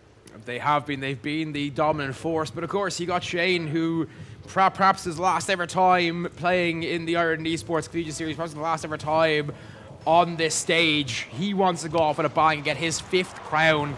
And it would be, you know, you can't say he won't deserve it. He's been constantly in finals, constantly at the top of his game, constantly bringing this TUD Vertigo side to their peaks, but also Parable as well the same. He's looking for a multiple-time crown. Sam looking for his first. The future of TUD Vertigo right there in Sam. And right now, TUD just look the more likely. They look the more hungry as well. But here comes Shadow looking for a double tap. That's well read, good clear as well. But as well, the boost management here from Setu's not great. Look at that, and the demo as well. Panda and Shadow having to boost path a lot more just to get those small pods rather than the big pills. Indeed, there's Panda pushing way up ahead while 2 teammates in the back. A good chance there, but wasn't able to finish it off. Parable out. Shane going for the shot. Great block there now. Parable tries to drop it down. Shane is caught a bit awkward there now, and Shallow has the ball, but a quick challenge there from Shane. Will keep the pressure on for TUD. Sam just jumps a bit too high, but is still able to stay near the ball, but wasn't fast enough to get a nice touch there to drop mid. Tomster keeping the ball close. Great 50 there. Nice fake as well. Low boost, still able to try to keep the pressure on, but is not able to do anything. Bless you. Here's Panda going once again. Going Shane off to the side. Going for the chance here, gets the reset, doesn't get the reset actually, and isn't able to finish it off. Now we are a minute and a half in, and no goals have been scored. No, but of course that suits TUD. They love here to be in a position. They're 3-0 up already in the series. They are 4 match points away from taking this crown. You know, they got so many opportunities. They don't mind if it's a 1-0 win in this game. That goes to overtime with the win in overtime. They won't care. Right now the pressure is entirely on this Setu side. TUD can be comfortable. TUD just have to keep playing how they're playing. They know it's worked so far. They know it's been brilliant so far. Can they continue this momentum, or is it going to be a case that this one is good night and sayonara to the team right now in white in Setu? But the ball cleared upfield. Here's an opportunity. Great win there by Shadow, who pops it up, but nobody's there. The comms just aren't perfect at the moment from Setu, as they seem to be from TUD. Exactly so. TT is just, their chemistry right now is perfect, and they're just keeping everything done perfectly. You know, Parable knocks it off to the side. We're over halfway through the game now, still 0-0. Like you said, that's good for TUD. Setu does need to take a lead so that they have a bit of space, because if they lose this, it's over, and TUD will take the win. But Panda here with the chance. Gets the reset over, keeping the ball close, just needs to get it mid, but is stopped by Parable. Now Parable on the attack, caught, gets sent up, it's dropped down, shot from Sam. TUD does take the lead with 2 minutes left. Setu needs to do something here now. Setu there, pretty much a triple commit. They're all chasing the ball. There's no rotation, no comms coming through. And that's not what we expect to see from Setu. The rotations, especially defensively, are perfect when they're in position. I know it's a transition movement there, but you still expect that's 2 huge demos. And here could be a chance now, a power play. So you get this ball across with Thomas had no boost to work with. Shadow does pop it over one. Needs to get this through, but that's a great challenge by Sam. Ball coming up now here. We're going to get this one down, unable to do so. Waterfall pass, perhaps the pancake off the backboard. Surely an equalizer off the post. It's saved onto the post. And Setu must think that their luck is completely out right now. Surely a minute and a half left. TUD still have the lead and are now on the attack once again. Great shot by Sam, but a fantastic save from the Setu side. It gets sent once again over for Seto on the attack, but a great interception by Sam will stop it. Tomster sends it up. Shallow going for maybe a redirect, but is not able to finish it off. Panda does get beat by Sam there, and they're caught a bit awkward. Over into the corner for Setu. Tomster sends it mid. Shallow up. Panda's up, but it's blocked by Parable, who's not going to let that one drop ever. Shallow keeping the pressure on. Tomster down to Panda, but great save once again from TUD. Great rotations in defense. Less than a minute left. Setu needs a goal here. They need a goal, and they need one now, and it's time. Just instead, everything doesn't matter if they lose by 1 goal, it doesn't matter if they lose by 10. It's all the same result regardless. Time ticking down, 40 seconds left. Is this going to be the moment when Setu finally lose a series, finally lose a tournament in Ireland Esports Collegiate Series since it was rebranded? Opportunity here, good play across. Trying to get there, great shot from Shallow! The screen's gone! But Shallow puts it through anyway. What a goal! And all of a sudden, Setu are still alive. They are indeed. Now Setu is able to make the comeback. If we still can't see the screen now, but if it is still tied, it is 22 seconds left on the clock. TUD on the attack. Setu is making a comeback potentially. It gets dropped down. Shane with the interception. 10 seconds left. TUD has a chance to take the win here. It's blocked. It's now sent over to TUD's side. Depending on this clear, Setu might take the lead, or we're going to overtime in the match point for Setu. Great fake there. It is now overtime. Next goal will determine who, if TUD will take away this tournament and this victory. That's a whiff. Can they get this through? Good save there on the line. It's brilliant, but right now here, Setu in the ascendancy. They know it's either score or go home, lose the tournament. And right now, TUD holding on for the lights, but they get the ball field. Can they get there for the shot? No, well denied by Shallow. The defensive for Perez. Great 50 and Shallow going to keep the ball. Not much boost to work it, but it gives the chance here. And Shallow surely, no, denied. Ball coming across, but here comes Panda. Shot on target, but that should be easily cleared, and it is indeed by Sam. Thompson comes through, looking for the pass in centre. Unable to find it though. Good defense again from TUD. But the rotation's a lot more clean now from Setu. Not sending the house, because they don't have to send the house right now. Because they know right now if they concede 1 goal, that will do it. That will be game over for them. Series over, split over, and TUD as champions. Will indeed. Just about a minute into overtime. Nothing super big happened yet, but a chance here for Setu. It does get sent over into the corner though. Shallow is waiting, takes it slow, gets it over one, tries to get it over the other, gets a bump, but it is still cleared almost. Tomster keeping the pressure on. It gets sent once again, but Parable once again keeping the ball close, going for the 50, not letting any free balls go towards the net. Panda, bit of a misjudge on the initial air dribble there. TUD going for it. Setu now keeping the pressure on consistently, not giving TUD a chance. And a bump right there. Demo, though, gives TUD a chance to breathe maybe. Shallow tries to get the reset, does miss it. Attempt to pinch it up again, but now TUD is on the attack. Gets off the backboard. Gets dropped down. Great save once again. We're almost 2 minutes into this overtime. We are indeed. And Setu's look a bit afraid right now to lose this, and that could be a chance to lose it, but good save, both players back. And now Shallow making the charge of field, gets the ball across. Can he get one more touch? Doesn't need, but the shot is wide!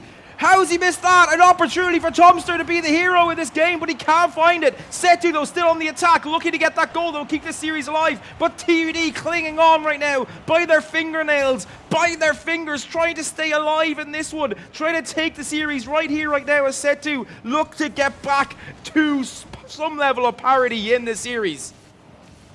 Is as you said, yeah, exactly. Now, Setu has just done much better on the rotations. They're not leaving their goal empty, and you can see that Setu are able to defend once they actually have somebody back to defend there. Now, 2 minutes 45, we're a game and a half into this potentially final game, but since overtime has started, Setu is keeping the pressure on most of the time and have had a few attempts, but aren't able to finish it off. Here's a chance now. Parable clearing it. Tomster off to the side where Sam is waiting. Sam stays close, gets a bump at least, does miss the ball. Shane with an interception tries to get it mid, but isn't able to. Now here's Panda, sends it mid. Shallow with the pre-flip, isn't able to get it. Tomster waiting back, is able to get to it first. Panda isn't able to finish the shot though. Gets sent. Ball is floating in the air. Drops down, is knocked over to TUD side once again. Great shot, great touch over to the side there from TUD. Shallow clears it back up. Great interception though. Over into the corner, off the backboard. TUD has a chance here now. They might have caught Setu a bit awkward, but isn't able to finish it off there. Now the ball is sitting on Setu's side for a minute. Yeah, indeed, it's getting tense. It's getting tight. I don't know how you're feeling for it, but I'm tense. That's a shot on. Surely Shadow puts it through. 2-1. Setu, stay alive.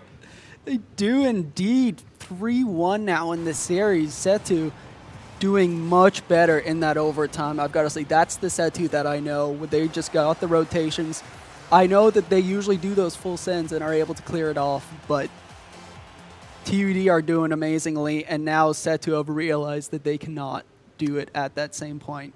Exactly, and they look a lot closer in terms of shots there. We see 14 shots for TUD, the same amount actually, 12 for Setu, but Setu this time made their shots count, and especially in that overtime, they kept the third man very established, constantly rotating in and out with third man instead of like all sending it, because they realize now that they can't do that anymore. They can't let TUD control the midfield. They can't let TUD get those breakaway opportunities. That's all TUD have needed so far, to get those opportunities. We just see a hand there in the camera. It looks great, you know. It looks there having a good time. Just use his hand, but absolutely delighted there. Obviously to keep this one going. Look, it's been a great series so far. Very tight. All the games being decided by just a single goal.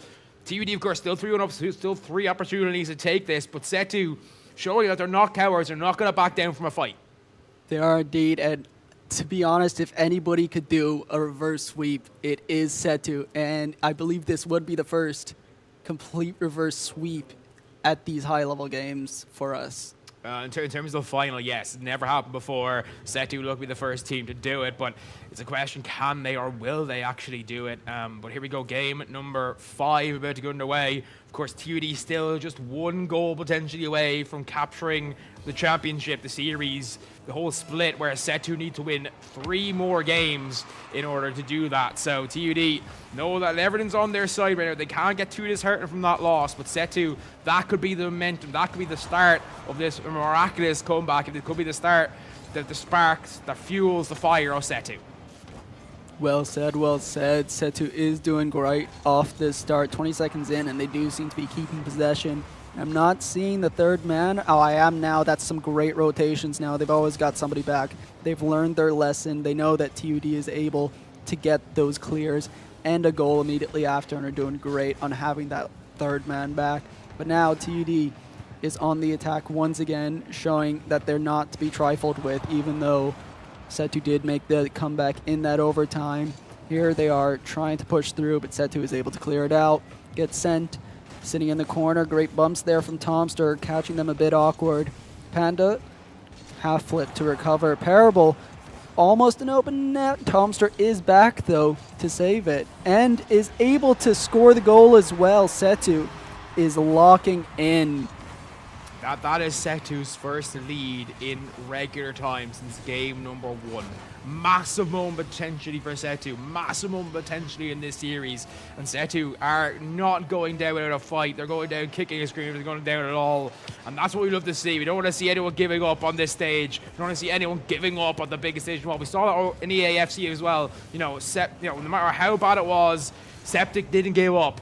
Now it's up to TUD to show that same courage, to show that same ability to not give up no matter how dire the situation is. And right now they're showing that. Here's a chance to make it 2, and it is 2. Shallow puts it home. Setu going back on top. Yes, they are 2-0. That's exactly what's happened for TUD in the other games. The 2 goals quickly, and now Setu just turning it around.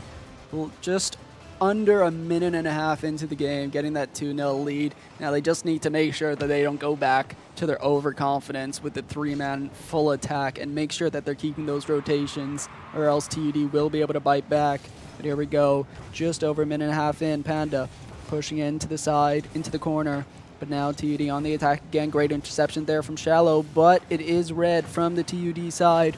Drops down, a bit of an awkward bounce there, just rolling down the side. Panda up, tries to get the reset, but caught, isn't able to, but Shallow is able to finish it off, making it 3-0 for Setu. That is the biggest lead so far for either team in this series, but it's all Panda who causes chaos. Big dunk from Shallow, of course, as well, but it's Panda just bringing those defenders in, making them jump where they don't have to, getting that ball through the first line of defense, and sometimes that's enough in Rocket League to do the damage. 3-0, Setu ahead here. There's still plenty of time in this game, 3 minutes. We've seen TUD can score rapid-fire goals as well, so this game is not a certainty yet. The ball coming over, that's a great touch, though, from Parable, using the parity on the backboard, but it's right now, Setu, you seem first to every ball. They seem a bit hungrier right now. TUD perhaps at that stage, you know when you're so close to the finish line, you can taste it, you can touch it, and that is the worst time because you know how close it is and just makes it tighten up a bit too much, and perhaps that's what's happening to TUD right now. Still playing really high level Rocket League, but just that little bit of clinicism, that little bit of control in midfield has gone, maybe because they're getting very tight. Exactly. They do need to remember how they were doing it before, but to be fair, they are playing the same way. Setu has changed their play style here now, back to a more defensive style, and are able to put the pressure on continuously over halfway through this game. Setu still up by 3 goals, but TUD on the attack again. Shane going for it, gets the bump, well played, a solo play, just getting it past a few, and then just taking his time there at the end and just getting a light touch and going for the bump. Fantastic.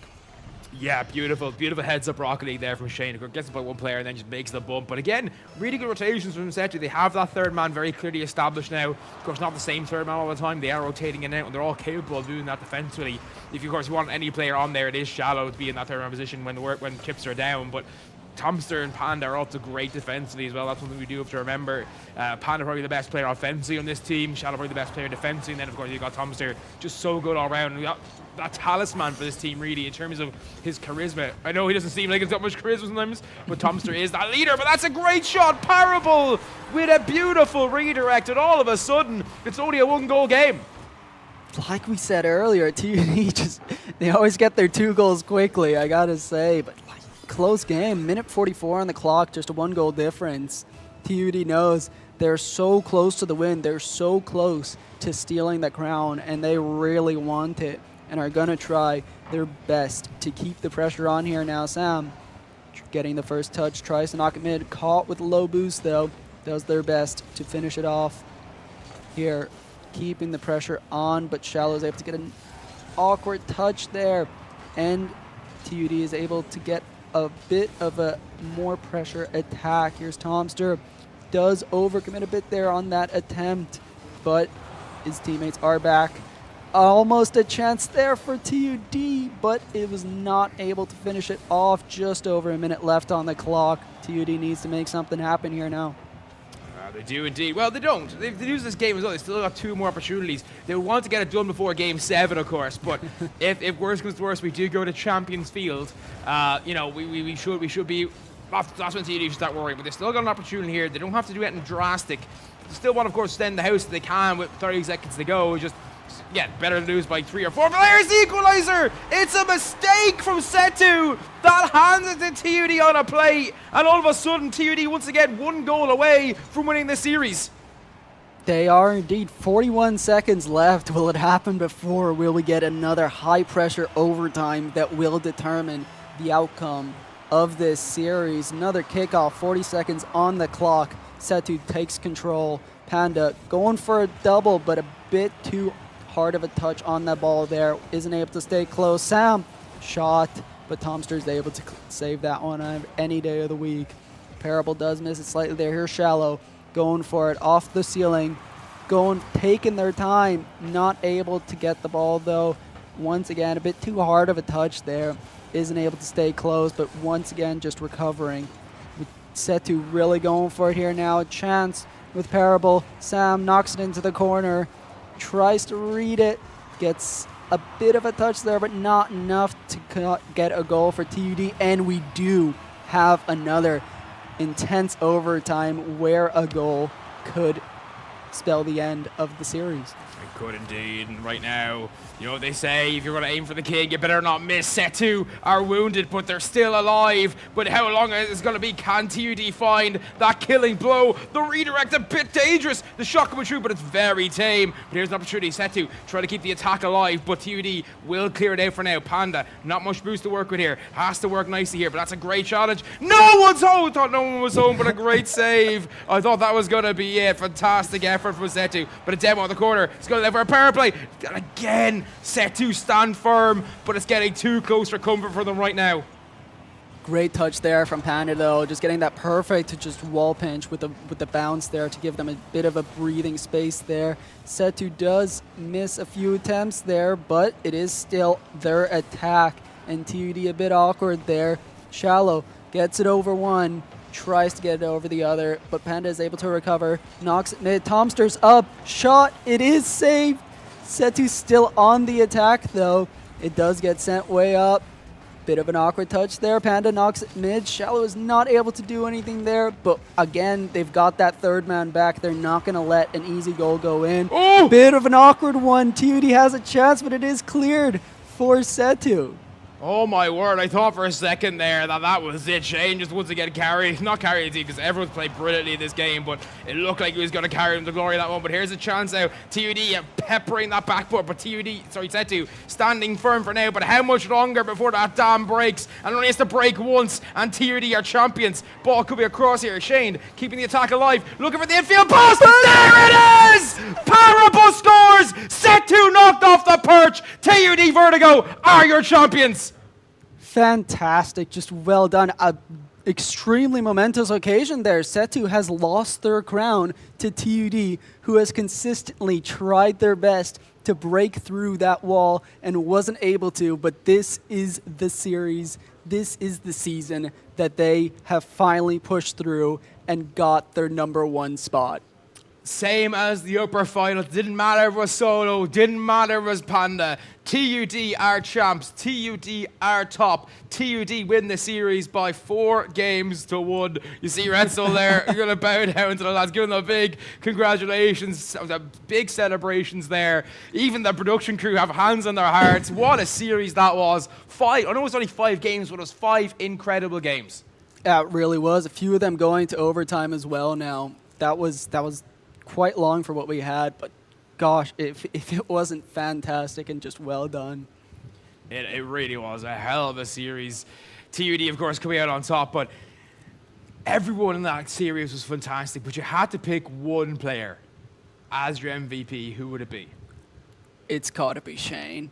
It's got to be Shane. Shane just played so well. Like you said, everyone in TUD was doing fantastically, but Shane just doing everything perfectly. I didn't see any mistakes actually at all from him. TUD in general was absolutely brilliant today. Set 2 as well, to be fair. You know, at times, obviously, they tried the aggressive play style. TUD countered that perfect, and then when they went in that third man, it was a lot better.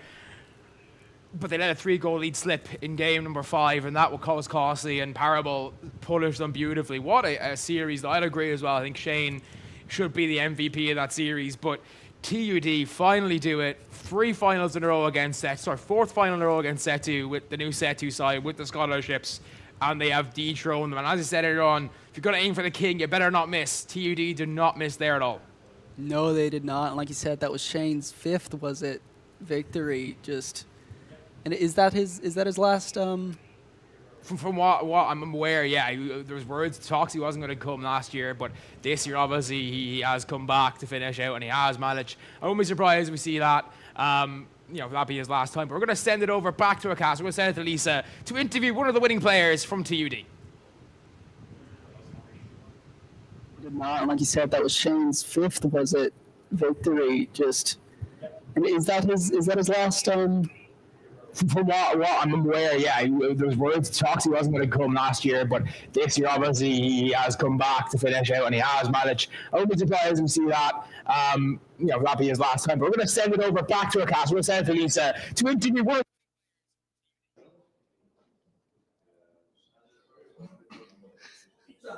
No, it's working. We're back, and it's redemption day after many splits where TUD came to the final but lost to Set 2. They finally did it. It was beautiful. So happy to be here for this moment. It was sensational, to say the least. An absolutely incredible series. TUD, I thought maybe they were going to not find that comeback, maybe not find that last game, but it just shows how many times you can get to the finals and really get to the end. And I'm so excited to interview one of them on how they did it. Yeah, and well, Shane had told us before that they were confident and that would change the game, and it did. So let's talk to Shane now. Exactly. Come on, Shane, come join us. So, Shane, to be honest, it's fair enough to ask you a question, but how does it feel? It feels amazing. Honestly, like I know like a lot of people wouldn't have expected it, but we had confidence in ourselves. So seeing it actually like come to fruition is a very satisfying feeling. I mean, I can just see in your body language how much it really means you guys, because we're all being honest, Setu were meant to win. Even when we're talking to, I feel like I have to apologize because you guys were known as the underdogs from start to finish. Yeah. But you still did it. You didn't just do it by barely beating them. To be honest, in a few games, you absolutely just trounced them. And the one player I really want to ask about is, how was it playing with Powerball? Because I felt like today, that man just was unbeatable. He played an amazing series today. I think. Yeah. You know, a lot of players might not think Powerball can play that level, but my experience, I've played with him for 4 years now under TUD, and I know he plays that level, so I'm glad he showed it as well today as well. Well, to be honest, I think all of us today can really understand how strong TUD is just altogether, how strong your team is. Of course, now you've beaten such a, well, prestigious team as you did, is there any future you're feeling with this team? Well, I think the winners of this qualify for UEM, so another UEM tournament. So we can prepare for that now after winning here today. Well, of course, you know, being in Ireland, we're hoping you're going to do your absolute best. You can even see people in the crowd being so excited for you guys. Is there anything you want to say to them? I'd like to thank everyone who was watching the series. I'd also like to thank my teammates, Moody, who's our coach, and yeah, everyone who's watching the stream. Yeah, perfect. Thank you very much, Shane. Thanks for everyone that is watching us. We're going to take a 45-minute break now so we can prepare for League of Legends, which is the last game of today. So see you soon. Thank you.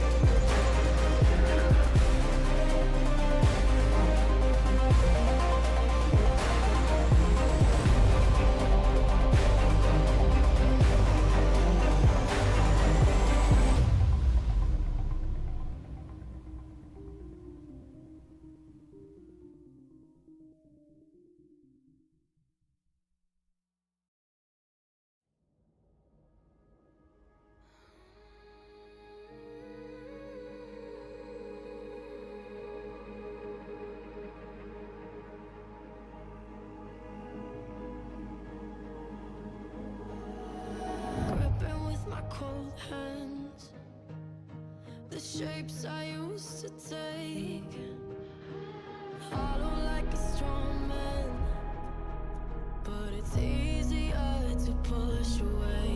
'Cause it could all end here with a strange daylight caught in our eyes, and my shadow is stretching out through all the things I left behind.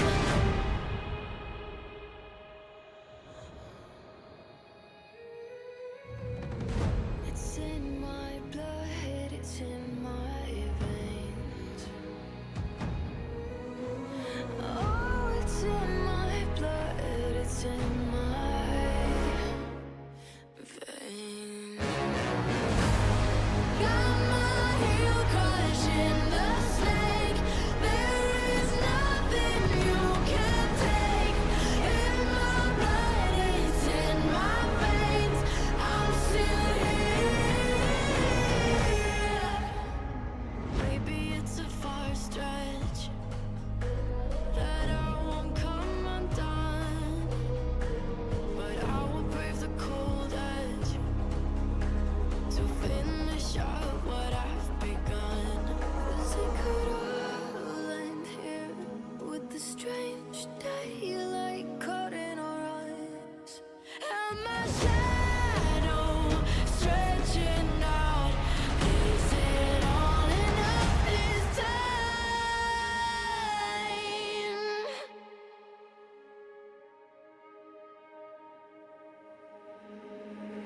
I'm still here. All my reasons cut like knives, keep replaying in my mind. All the times I've had to fight, I'm still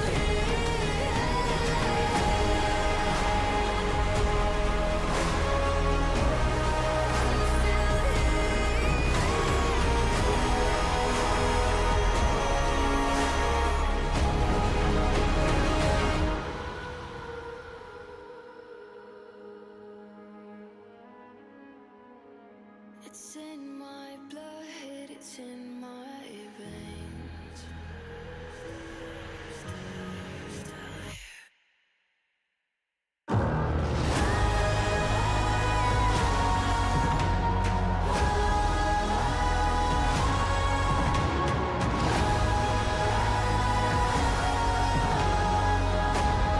I'm still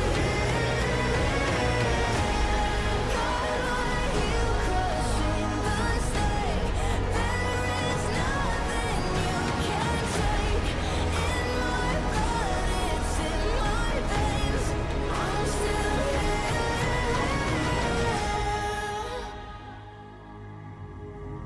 I'm still here.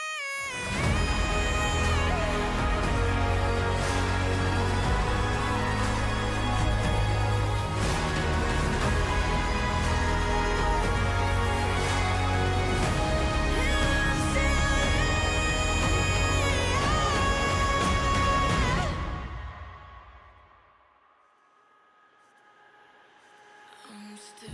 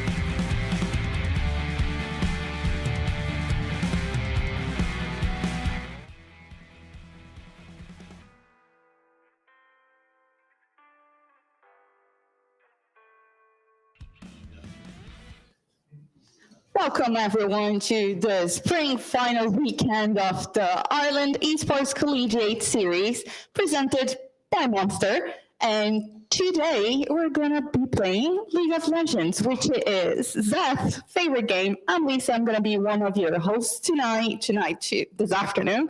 And this is Mr. Beast. Where's my money? By the way, if everybody doesn't know, I've had that joke my whole life. It does not change, but no, of course, League of Legends. You got to love it. You've got TUD Apes versus Wiggy Wanderers. Going to be an absolute incredible time with these two titans here. Yeah, we're going to have an absolute really, really good time. We hope so. We hope to see a lot of entertainment, a lot of cool things. And we actually want to bring the team captains to the stage so we can interview them and talk a little bit more about League. Can you both join us, please?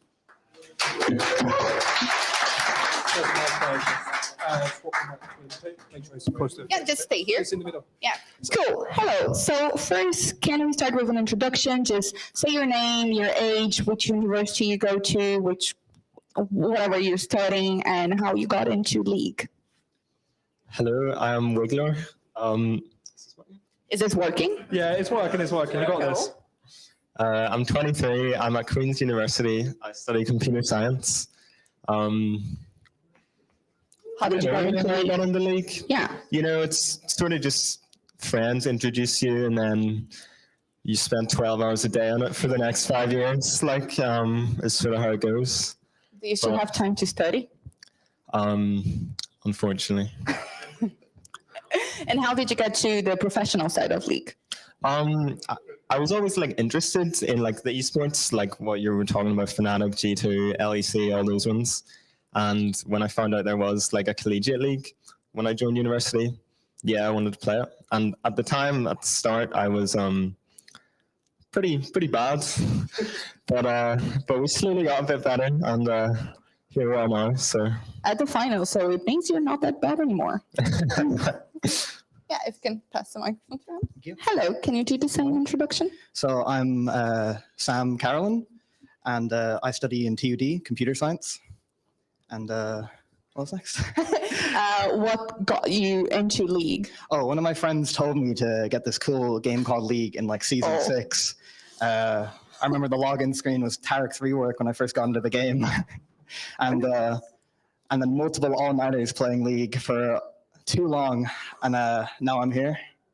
And how did you get into the competitive side of League? Yeah, I had no idea there was a competitive side until I'm the first year in college, and in my first split, I saw like a poster for the Esports Society, and I joined that, and I saw they had sign-ups, and then I just signed up for fun, and now you're the final. Yeah, now I'm here. Bit surprising. Amazing, amazing, Seth. Well, we'll start off with you, Sam. Of course, League of Legends, big deal. Being part of your team, TUD Apes, a team that's somehow in every single esports and somehow gets it every single time. And you guys, I feel like you've played a little bit against each other. Do you feel like today you're going to be victorious? I feel confident of our chances today. Yeah, good. My team's all really happy. We're all chuffed to go. I was about to say, everybody out there, like a lot of the games you usually see, everybody's just mixing, having a good time. That's the thing with the League community of how long everybody's been together. But today, I need to know, as a League fan myself, we're getting anything exciting? I think our team's going to be exciting when we get into game. I think we have some strategies. Strategies? Okay. Maybe you can't leak it just yet, but when we get you afterwards, if you win, you can tell us all about it. Yeah, I'll tell you at the winner's interview. Yeah, but Wiggy, now I need to ask you as well, right? How did the name come about? I don't know. We had name suggestions. It just stuck. It sounds good. Wiggy Wanderers rolls off the tongue.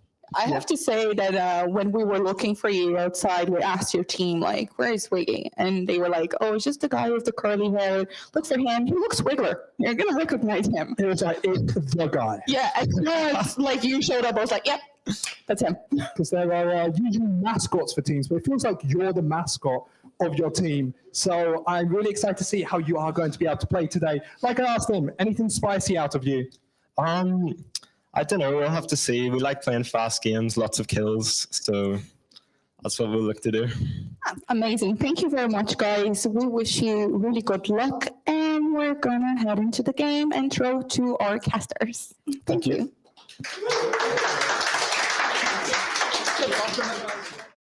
Thank you very much, Zath and Lisa. Ladies and gentlemen, welcome to the casting booth here at Dog Patch Labs. I am Sandbag, and joining me, OBK, sir. How are we doing getting on in?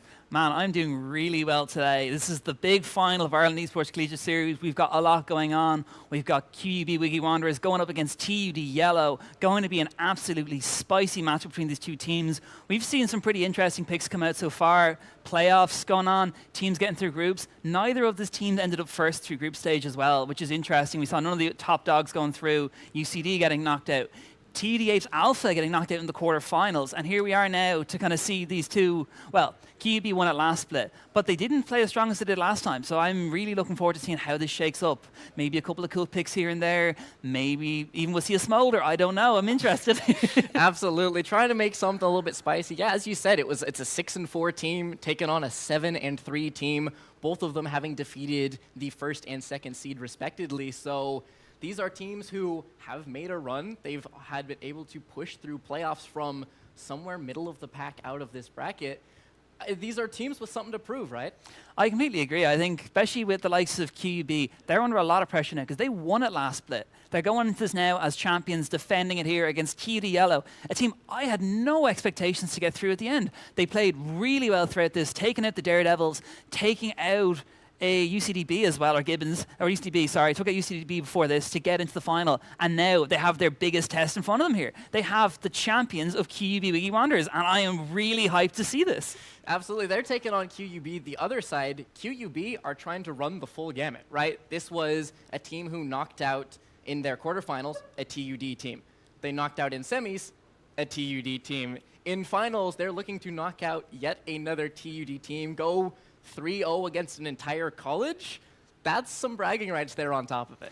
Yeah, you really wouldn't be taking that if you were any TUD team, and especially someone like Arcane off TUD Alpha, who's currently missing from the roster. He would have been the team that got to the finals last split, wasn't playing, and they must be kicking themselves now that without him, unfortunately, they did not make it this time around. And as well, Daredevils played the third place match, 1-2-0 against UCDA. So TUD, even though they lost, they're still doing okay. I mean, unfortunately, they ran into Wiggy Wanderers, but it just shows the dominance of Wiggy Wanderers throughout this playoffs. Yeah, it's also, Wiggy, when you're talking dominance, when you're talking about authority, you're talking 2-0, 2-0. They have yet to drop even a game, let alone a series, whereas on the other side, TUD Yellow, somewhat scrappier when their progress, right? It's 2-1s, it's going to those final clutch games, which, blessing and a curse, right? You have the advantage of they have been pushed, they have been tested, and they have been challenged, but it also shows that even going through those games, some slightly lower competition has also pushed them. So this could be QUB full sweeping the bracket, or it could be if they get rattled, if they drop a game, for example, they might not be able to have that same grit, that same bounce back, that same kind of last leg, that extra gear that you find that you get on LAN, right? Some of the jitters, some of the excitement. People play different, as it had been said on broadcast, between in-person at your setup versus in-person live in front of an audience. Speaking of playing differently in person, we are aware, before we get into the draft, of a change to the Wiggy Wanderers lineup where they're not rocking Spee for this final. They are going to rock Saber Eason from QB Quackers, who has come in, stepped in here in the time of need to play jungle as we just get into draft. We're going to start the pick bands shortly here. But yeah, Saber Eason, going to be a big change up. He's going to be playing instead of Spee for this. That could be very key for TUD Yellow here, because Spee, playing jungler, a very vocal role, helpful for the macro. And Spee especially did so much early game. I would nearly have said he was MVP for that team. He was playing incredible throughout. A lot of utility-based junglers, a lot of map awareness, and a lot of map pressure to a lot of the junglers he's playing against. So playing someone like Saber Eason now in the final match is such a change-up for this team. I'm a bit worried for QB here. I'm not going to lie. Yep, it's uncharted territory, right? It's someone that they haven't been able to go through. However, very well charted territory.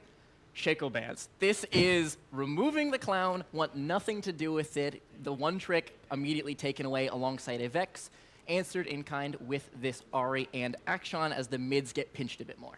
I think another player who has played really well, which is why the Miz is getting banned away there, the Ari immediately banned away from Wiggler. In their last series, I believe he was played Ari twice and played insane performances. I believe in the last game he was 11-1 on the Ari, which is really insane stats, hitting insane charms. I really think Wiggler just played incredible throughout with the help of Spee. Without Spee there, it's going to be interesting as they do look to lock the Aurelian Sol there for Wiggler first pick. Yep, Dragon will be locked in. Ari Charm's a lot easier to land when they're volley stunned. That does streamline things out, so trying to break up that pairing. Aurelian Sol locked in alongside a Janna, so trying to pick to support early rotations. It's already leaning towards scaling. Anytime you pick a Sol, you are looking to play late. You want a team fight, you want to farm stacks. As answered in kind, hyper carries on the other side, Janna to fortify. We're looking team fights, we're looking late. I completely agree, as we're seeing the TF hover there by Wiki Wanderers, but they're looking for the Twitch here. This is something they have played before with the Nautilus, and they do lock it in for the second pick. Aurelian Sol Twitch already looking really spicy. Maybe they lock the support here with the Janna scene. Could be a bit of engage. Nautilus would help the ASOL and would help the Twitch, and here's the hover coming out here from Wiki Wanderers, as maybe they lock it in. Yes, they do. They will indeed, locking Twitch not. A little bit more aggression, trying to put some threat on Azeri. Point and click CC. Oftentimes you see not. Oftentimes you see Vi. All of the mobility, move speed, and dashes in the world don't get you away from point and click, so Nautilus there to solve one of their problems. The Annie seeming to be rising in prominence. It is Talia's, it is Annie's, it is Ari's. And with one of those banned out, next one down the list, Annie, team fighting capabilities to the moon. You talk point and click, and immediately you just have the flash tibbers. Easy enough. Immediately get a pick. Immediately can shut down some champs. And especially against something like a Twitch that needs time, needs autos, needs to put 1 or 2 clicks in. Annie can do so much. She just presses one button, drops that stun, drops that bear, and bye-bye Twitch, and bye-bye Aurelian Sol. And I'm really excited. I love it. And here you go. We see the Maokai locked in there for TUD Yellow. We were talking about this before the cast. Sandbag loves him a Maokai, and in response, we see Yellow locking it in here. Yep, it is going to be Maokai. No matter nerfed after nerf after nerf, he still just does it all. He will be locked in. Still point and click CST. Still those sapling spams and that big AoE ultimate. Top lane picks, however, is going to be Yone, Jace, Kled, and this top lane, Kennen, taken away. Vi and Aatrox locked in to round out a little bit more engaged to follow the Nautilus. More point and click CC, right? Nautilus already in, Vi already in. Zeri has her work cut out for her. It's 2 team fight comps. I don't know what else. There's a bit of poke for the side of maybe for TUD8s, but it's completely just to scale till 6, get your ultis, get your team fight on. It is going to be a very scrappy mid game for both these teams. Twitch wanting to scale up, Aatrox wanting the side lane, Aurelian Sol wanting to scale up, and then on the other side you have the Zeri, you have Seth that can do damage as well, and you have the Annie who can just obliterate teams, and I think this is really going to be interesting. Keynotes here are going to be definitely the disengage that Janna brings. Nautilus also has a lot of disengage in his kit with the ulti, with the Q. Vi can disengage as well with the bruiser knock forward, and Aatrox again. It's just lovely. I like both these comps. I actually don't know which you prefer because they've both drafted some really nice comps here, but honestly, as a fan of the Wiggy Wanderers from last bit, I stick by my guns here, and I have to say I really like what Wiggy have done. They are very AD-sided, but they do have the Aurelian Sol for their AP, and I think that's going to be a big factor as well. Right, you have all the carry that you need coming from that. You don't need any other kind of superfluous damage. Aurelian's going to be bringing his on here. And as we load into Summoner's Rift, Game 1, TUD Yellow taking on Wiggy Wanderers. We're going live with Game 1. And here we have it. We've got the boys on the Rift. We have Set, we have Annie, we have Clown. They're all setting for something here. It looks like maybe it could be a counter invade there for the side of Wiggy Wanderers, but they have not waited. It looks like as well, TUD Yellow are just opting to do a 5-man spread. Pretty standard start for the team as we get in here. I don't think there's going to be any action. No, respectful 5-point starts. Nobody's trying to lose the game in a minute and a half, so we are going to have just a moment to go through just the classic pre-flight checks, right? Runes, masteries, summoners, all that good stuff. Everything seeming to be standard. One thing of note, Conqueror on this Vi instead of something like an Aftershock or a Hail of Blades, somewhere down middle of the road, looking to fight for duration, which makes sense when, as you said, you're trying to play around ASOL, you're trying to play around Twitch. You're trying to make sure that you can extend these fights out a little bit, whereas Snap Fight, Tibbers, and Set can be the real big go buttons. I think especially when you're rocking the Vi, it's good for engaging onto the likes of the Zeri. It's good for initiation, but mainly I think it'll be used for disengage here because they have a lot of engage on the side of Wiggy Wanderers with the Set, with the Maokai ulti, with Annie ulti, and even with Zeri just running in there and popping her own ulti down. I think it's definitely a lot to happen here, but I think definitely early game is going to be very slow. I don't think there's going to be much happening. Maybe a bit of scrappy fight topside, but I really don't see anything too big happening at the moment. No, with two completely resourceless champions, I expect there to be trading galore, there to be action, but don't expect that to be ending in blood, as you're able to just keep on using that sustained pit grit for one, passive autos for the other. You're just going to be able to deal with the majority of the damage that's put out. I completely agree here, as we do see Fancier Clover taking half HP there by the Aurelion Sol. Wiggler already getting the shove on already. He's 3 CS up, or sorry, he's not. He's 4 CS up at the moment on the Annie. Meanwhile, in this top lane, L9 Ratatata is fighting USSR. Half HP right now. Aggressive Aatrox. In goes the Set. A lot of damage back in response, but it's not going to turn into anything. Yep, that is kind of the archetype where you're building up that pit grit, you're building up that big punch, and then trying to find the sweet spot out of the haymaker. So yeah, trading absolutely kills. I don't expect so. Worth noting though is when you bully them out, when you're taking fights on your terms, big wave stacking, so Set's going to be able to have a reset effectively at his heart's desire. I think especially looking towards this top side, it is going to be Bruiser v Bruiser, so there will be a bit of scrappiness coming out in this top side at the moment.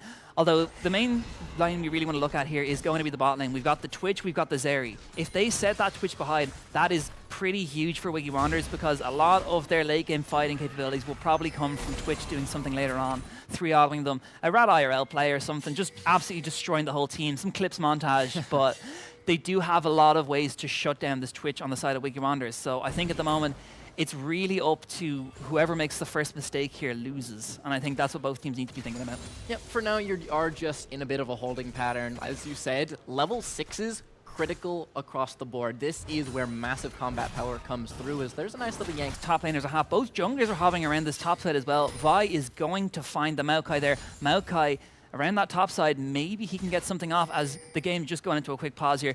But at the moment, it looks like something's happening there between the Maokai and the Vi. In a bit of a holding pattern, as you said. There is a little bit of a collision course here, and as we're going to be going into a momentary break. So far, nothing too extreme happening. What you expect, both bot to top clears, bit of a collision course looking for this crab as they jostle. So it will be more of a positioning and grabbing that CS where you can.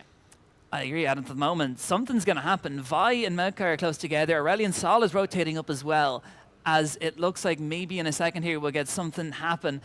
But at the moment, we're starting this game off, both teams. No one's died yet. No early game invades. Nothing too crazy happening. And I think really that's what you want to see. You don't want to start, especially for TUD, your first LAN tournament off, being 3 kills down throughout an early scrappy engage or an early scrappy invade, not going your way. Yeah, no need to put yourself in a deficit at the very beginning. As you see, Clown just coming up top lane to push out this wave. There's no real threat to be done, no look for a dive. You're just pushing out, giving him a timing, and letting your top laner reset with a little bit of tempo. There was a look from the Vi. You were trying to find the Maokai out on his red buff, but unfortunately not quite in time. Means that the time it takes you to walk in, walk back, a little bit slower on the clear, a little bit down in tempo, and you can see that reflected in the scoreboard.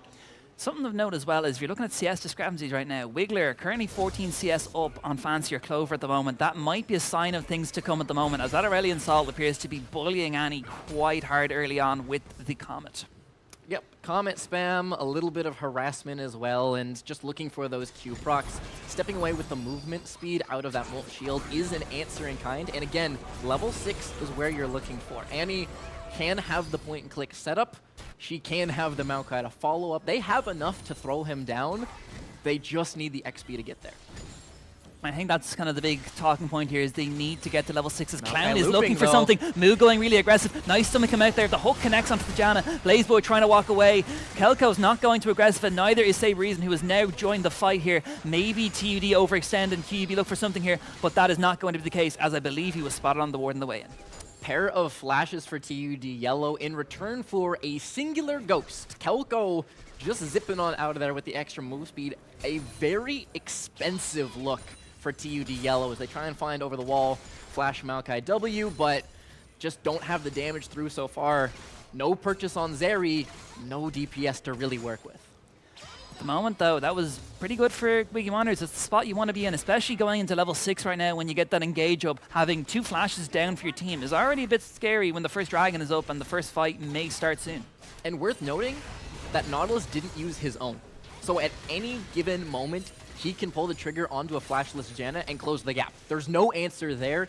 So 5-minute timer, 11 is that critical moment. TUD members, gonna have to keep an eye on that timer and hope that they can play respectful enough. Meanwhile, Drake is gonna be started up and chipped down. Wiggy Wanderers paying for that move in return for a dragon. Near perfect CS here as well for Wiggler. Currently nearly 60 CS, 20 CS up right now on Fancier Clover. He is really not having a good time at the moment. Absolutely, just smashing waves in, manipulating it as he wishes. He has level 6, he does have that big ultimate available as it's going to be only a stun to interrupt, but eating forwards, Wiggler, no worries whatsoever, burning a flash from Clover. That was maybe a bit unnecessary. I think he could have thrown the tippers down and gone away. It was just unfortunate he decided to stun, but I don't think he had the damage anyway, considering Wiggler had a couple avenues to get out there, had the E available and had his ulti, so it was... Yeah, it was pretty scary what he wanted to do there, but overall, as we can clearly see, it's not going Clover's way. Force the flash. He's no TP neither. Something of note as well, Wiggler has his TP and his flash up if he wants to go anywhere right now, if he wants to go back to lane, maybe throw our own bot lane. There's a lot of options available on this mobile champion. Early flash for sure, but you see him maintaining his health bar, right? This is still like somewhere in that 3/4 range, just getting out of dodge, saying, all right, I misstepped, I wasted my stun, I'm not gonna lose my flash and my health bar, so just, all right, you got me, you get my son. Is up in the top lane, more trading, once again, Conk stacking on either side.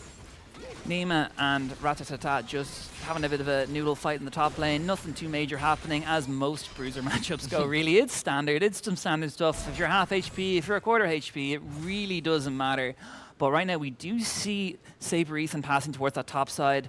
Maokai's recalled, and he's going bot, so maybe some availability for a gank here for Saber Ethan. Does have the Assault and Battery available if he wants to use it as well. Meanwhile there, Nima just going to play it cool. And again, looking at the CS discrepancy, another 20 CS, looking for something here, looking for damage. Aurelion Saw going to use his ulti. Out comes the Tibbers, though, to stun Wiggler. Very nicely from Clover, but it's not going to be enough, and that is first blood going over as Maokai throws his own ulti. Can Vi block it? No, he can't. But does Wiggler get out alive? He does. They're looking for it again, though. Nice knockback there from the Maokai. Saber Ethan on the run, trying to get out when he can, trying to dash, trying to get away. No flash available. Maokai takes a third shot, and they don't get the kill.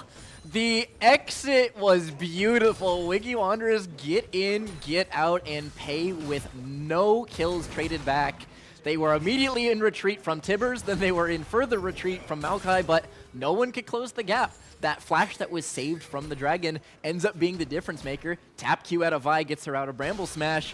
Everyone lives, and we're talking about something, a play to settle the nerves, right? To kind of get you back into this game to say, all right, now things are ticking over, build some momentum.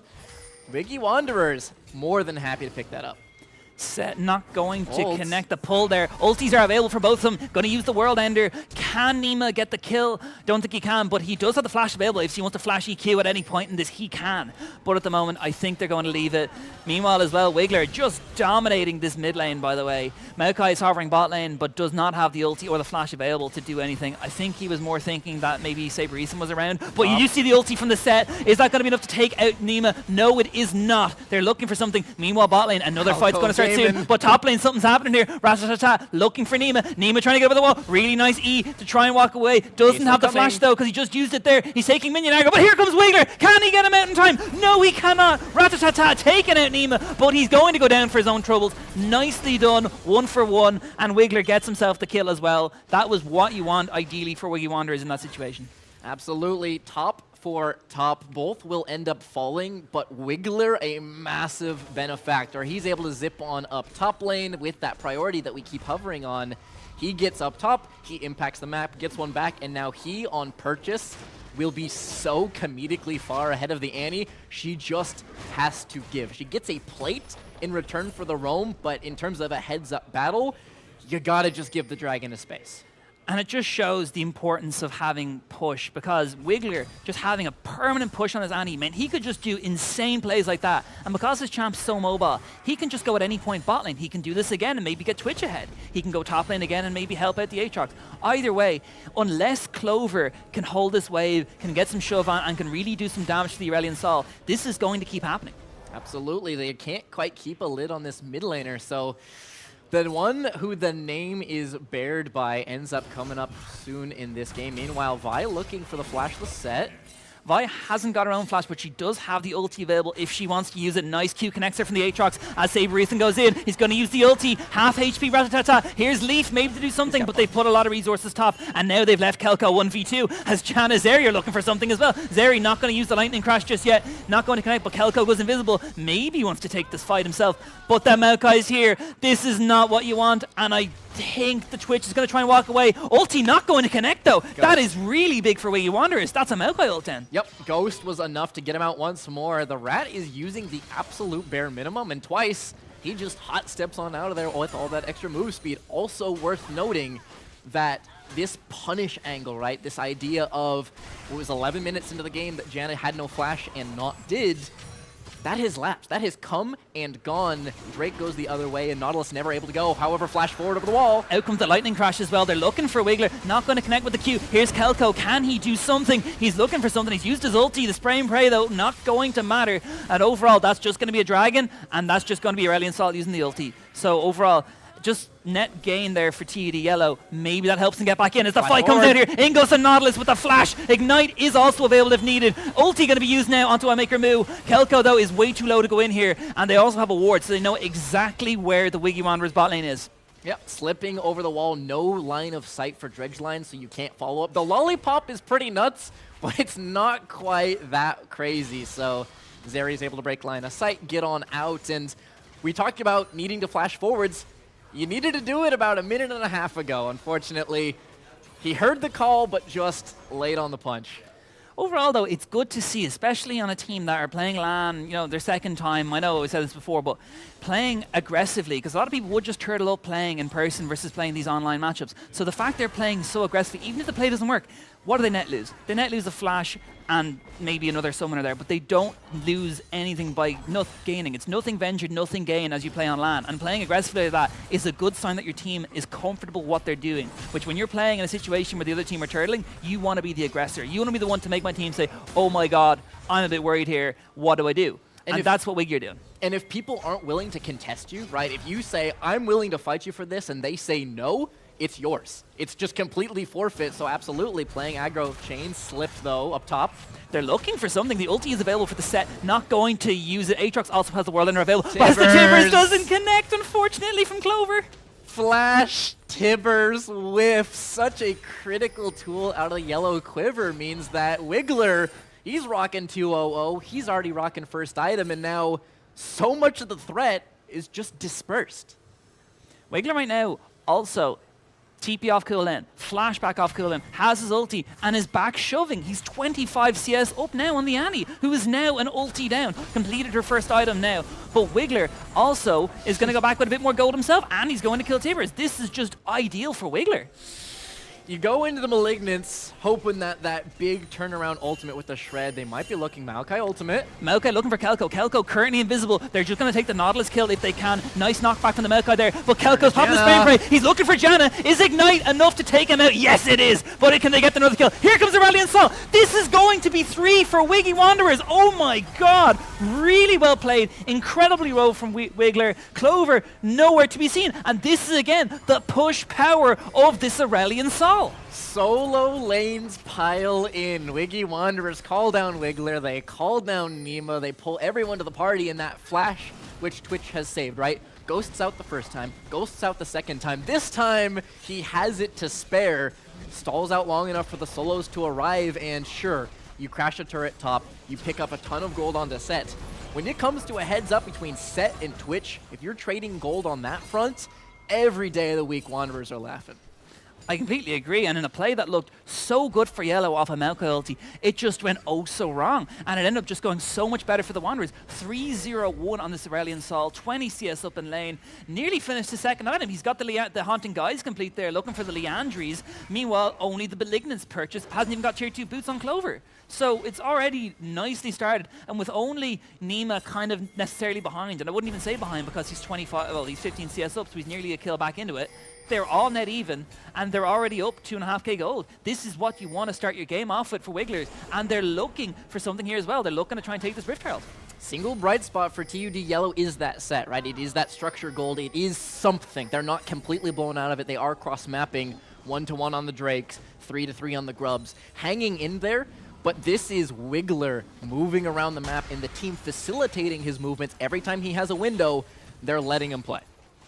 And right now, we're seeing items coming through. We see the Static Shiv complete for the Zeri, bit of wave clear coming in there. Blade of the Rune King complete as well for Kelko will be really big against those bruisery champions, like that Maokai, like the Set. And if he keeps building Pen and he keeps building Shred, he's already got the true damage in his passive poison. He's already got a lot. And I think, honestly, it is looking really nice for Wiggy Wanderers here, but do not count Yellow out of it just now. Set can do so much by just dragging a low health enemy Aatrox straight into that team and picking up 3 kills. Zeri can also do a lot with that Lightning Crash and with the autos. Annie as well just needs one flash Tibbers to get back into this. Even though we're saying a lot of praise for Wiggy Wanderers, they are not out of the woods yet, but they're looking to invade this jungle. Zeri going to put the W down there to put a bit of damage out, but it's not going to connect. Blue buff going to go over to Clown in the end there, it looks like. But the members of TUD Yellow not being given any room to breathe, really. Nope, he has the stable hands. He's able to grab that one up with the Bramble Smash, so maintaining a blue buff for him and his team. They're looking to harass around this going in.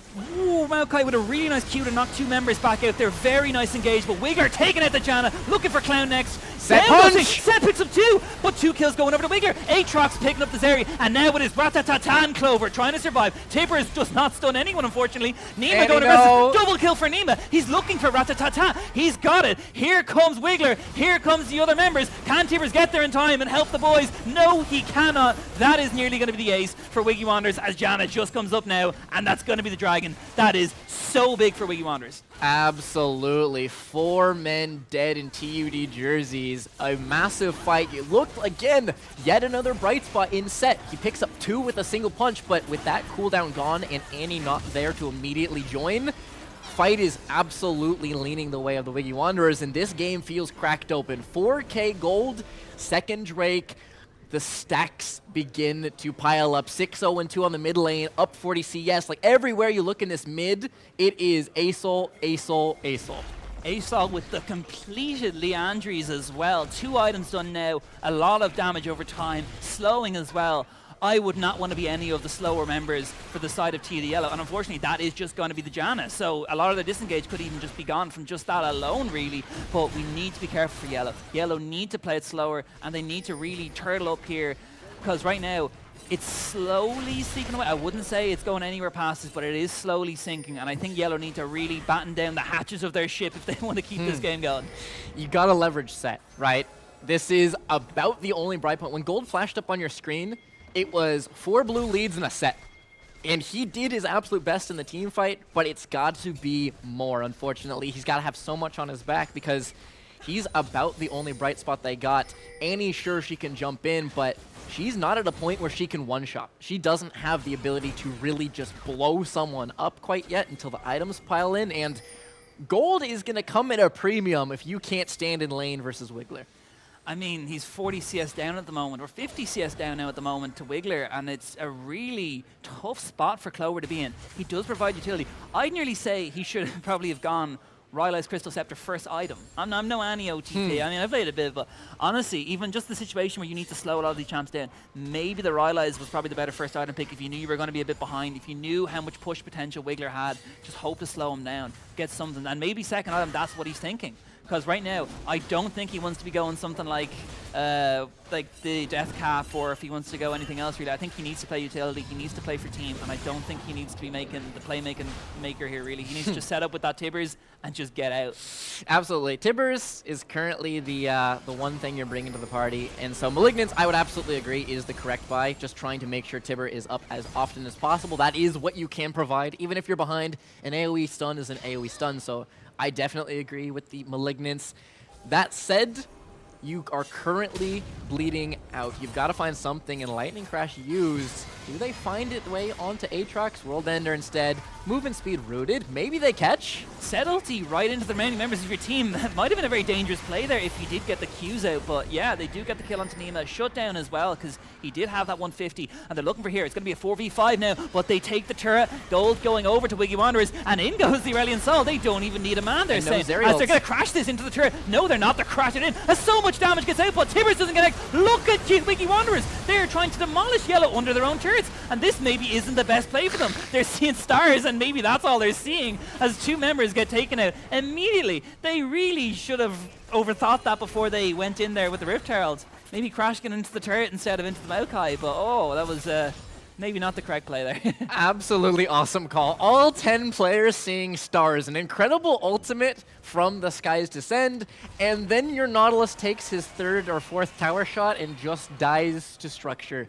Maybe a little too hypey, maybe some of the land creeping in as they feel like they're getting their foothold and they're getting going, but we talked about TUD Yellow needing to find something, needing to stop this runaway train. Maybe not by their own volition, and yet they get something back. A couple shutdowns. That said, Wiggler untouched. He also joined the party, but he was not tanking, so gold lead continues. There it is. 99 to 6,600, heads and shoulders above. He's a full item up on Annie now. It's really not even a contest for who can win this 1v1. And I think Annie right now needs to look towards that side lane, needs to maybe let someone else take this lane over, because Wiggler right now is just everywhere. And I mean, it was an unfortunate play there. I think it was well thought out by Wiggy. I just don't think it was well executed. But then again, really good on Yellow to capitalize on that, to see that they were doing it wrong, and to make sure they at least got 1 or 2 kills back for it. Because right there, if they didn't do it and they didn't get 1 or 2 kills back, that would have definitely been nearly an inhibitor for the side of Wiggy Wanderers. But right now, this might not be it. Maokai's looking from below, but Kelko takes it and make her move. Really nice damage coming out there from the Twitch. And look at him there. Look at Kelko. He's outputting those autos into Clown. A higher health target's going to get taken out there. Blade of the Rune King doing its own job, really, as Kelko takes out 2. 14-7 now. Wiggy Wanderers now lucky to take the Baron at 22 minutes. An insane pick. This is Kelko just stealthing his way up. He was hiding, finishing the job with the dot even after Flash. And Yellow looking to contest 3v5. Gonna need something special from this Annie. Stun is available. The hook connects actually onto the Set as well. They're just trying to get him out of the pit. But the Set ulti into pit from L9. They're looking for something. Sky's Descent gonna get used onto Clover, but Set is still alive. Set needs to be taken out immediately. That's a double kill for Aesop. Do they have the smite? They do have the smite. Are they gonna use it? Yes, they are. That's gonna be the Baron. That's going to be 2 members of TUD Yellow, 3 members of TUD Yellow immediately taken out. And now you're going to be 2-man facing down a Wiggy Wanderers Baron empowered team, and they're looking to take the Dragon instead. Yeah, that was Yellow saying if lose Baron, then lose game. They fully contest, but Aesol just drops E in front of them, says you must come through this choke. You are Annie, you are Set, you are Janna. Nice dashes, guys. Walk through this, ults them down, finishes it off, and maybe the one hope was a punch steal if you try and sweet spot it to smite fight with the punch, but unfortunately it doesn't come through. Wiggy Wanderers get everything they want and more. 10 kills up, gold lead balloon, soul point secured. They are absolutely looking to close out this first game. Rudan's Hurricane now completed nearly the Infinity Edge as well for Kelko, and he's got the Blade of the Rune King just to help him a bit more with the tankier boys. I definitely think next on the card should be a Lord Dominic's Regards, just to really melt that Set, melt that Maokai, but they do have Shred already. They have the Black Cleaver on the Vi. They have the Eclipse there as well for the Aatrox, so he's not alone, and also the Shadow Flame as well if he needs to take out. So really, it's more Kelko's job to just hide, wait till all the CDs have been used, and just clean up these fights. Because I think right now, Wiggler is doing such an amazing job of being front line, back line, every line. I mean, Wiggler is just doing every job that's needed, really. And I think, unfortunately for Yellow right now, it's just so hard to lock this guy down. And even if they do, Twitch was hiding. He'll just come out and he'll just one-shot your whole team. It is such a valuable position when you don't have to open early as Twitch. When you can sit back and play secondary, you can pick your moment, wait for big spells to be used. Has the Twisted Advance been used? Has the Annie Stun been used? Have some of these big point-and-click tools been expended? That's my moment. That's when you can open up. And as you said, looking to mop up, pushing all 3 lanes simultaneously. Mid T2 under siege. Maokai looking to contest. They're looking for something, some way back into this game, because currently they're nearly about 10k gold down. Items are now starting to creep in. Shadow Flame complete. There's 3 items now onto Wiggler. Nearly 3 items now completed as well for Kelko. Compared to the 2 items on every member of Yellow. Well, actually 1 item on the Annie for Clover, unfortunately. This is really a tough ask of TUD Yellow with the Baron empowered minions of Wiggy Wanderers pushing in to 2 lanes here.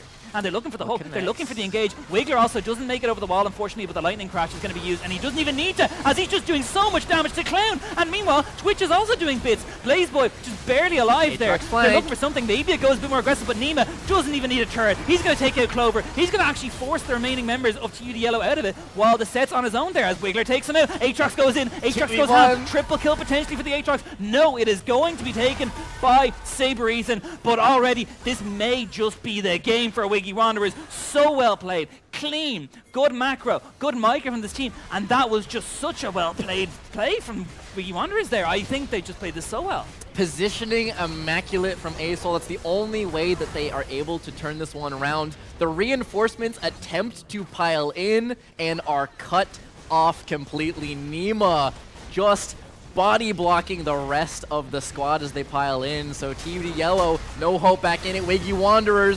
1-0 in 26 minutes. And that was an absolute statement made there by TUD. That was just pure, not TUD or Wiggy Wanderers, that was just a statement they made there. They came in, they just said, look lads, that is going to be, if you're going to come in here and play us on LAN, you're going to have to play us and beat us. And I mean, that looked like prime SKT right there, you know? You got the challengers coming in here against the big dogs, and as we just clearly see, that was absolutely just some really well played. I think Wiggler played it incredibly well. I think Nima played it really well as well, especially considering he was down 2 kills early on, or 1 kill early with CS. He was actually still playing it well later on, and even in those later fights, he found his angle to get in. They also, what was nice in that last fight, cut off the other members of TD's Nima cut off the AD carry, and he cut off the jungler to get anywhere in there, and they just left Set in their own, left the support in their own, and they just got dogpiled on by the side of Wiggy Wanderers. And I think that was such a well-played decision there, because I mean, even just a 5v5, just even letting them 5v5 shouldn't happen. And Wiggler's just played a really good job. What do you think? Absolutely. The other thing that you want to note is in terms of how they play map is terrain. Multiple times they're throwing down the ASOL E, they're throwing down a big zoning tool and saying, come through it. You must come through one of our engages, in this case, over the wall, ASOL spamming out that Q. Aatrox can come in and cut off because you're trying to funnel through. Literally caught between a rock and a hard place. Ends up being an easy mop-up, and they close that one out. Blue 1 was the pick, and that ended up being unkilled. Massive play here. I think that was overall just a really well played, really well done game. I hope we get a game 3, and I hope Yellow aren't too effective with it, but we are going to throw it to a quick break, lads. Please don't go anywhere. We'll be back soon.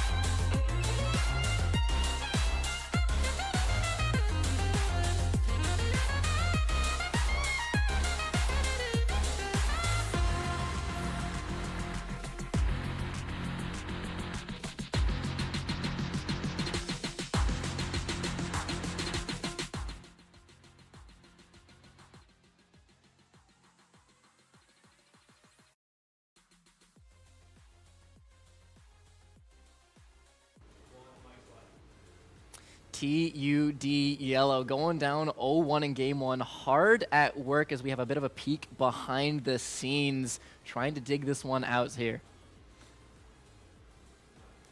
And we're back for game two of this best of three grand finals between TUD Yellow and QUB Wiggy Wanderers, where we're just after seeing Wiggy Wanderers in a fairly convincing fashion take game one. With me is Sandbag. Sandbag, after that performance from QUB, do you think TUD Yellow have a way back into this? I absolutely think they have a way, but they have been the team to come back, right? This is the one who, in their quarterfinals, 2-1. In their semifinals, 2-1. In their finals, if they're looking to strike back, it would be a 2-1. It would be winning back-to-back games. Do or die now. This is something that's almost familiar to them. As much as that's a bit of a meme of comfort zone 0-1, they have proved that they were able to battle back multiple times. They have proved that they were able to take down the #1 seed, they take down UCD. So, wow, yes. Game one, an extremely lopsided affair. Wiggler on the Aurelion Sol, Deathless completely taking over.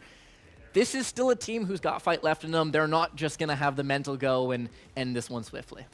And I think especially going into this, maybe there were some of that early jitters that you'd have for game one on LAN. This is game two now. This is the second time in the Rift. This is going to be pick ban for game two, as we're seeing stuff being hovered here. Shaco immediately going to get banned away against Clown. Makes sense. But what are they going to ban here for Yellow? The Aurelion Sol did a serious amount of work, and it's immediately going to be the Ari. They're going to keep it the same, but are they going to ban this Ace all the way?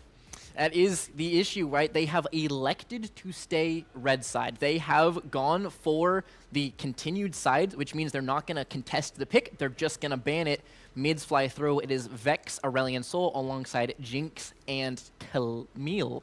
So the contest, a new blue one will be here. QUB forced into something new. Leaf has actually been playing a lot of good performance on these hook champions. As I mean, I was hoping to see his Thresh. His Thresh is pretty clean from what I've seen, lads, but he did opt to take the Maokai. Now, what's nice about the Maokai, again, as we saw from TD8's last game, is that could be flex jungle, that could be flex top even if you want, or even support. There's a lot of opportunity here for QUB Wiggy Wanderers, and it means right now TD don't know exactly what they're playing into. But the Xayah Braum immediately locked in there. That's your bot lane. Nice bot lane, a lot of engage. Braum passive is a lot of disengage as well, ulti disengage as well.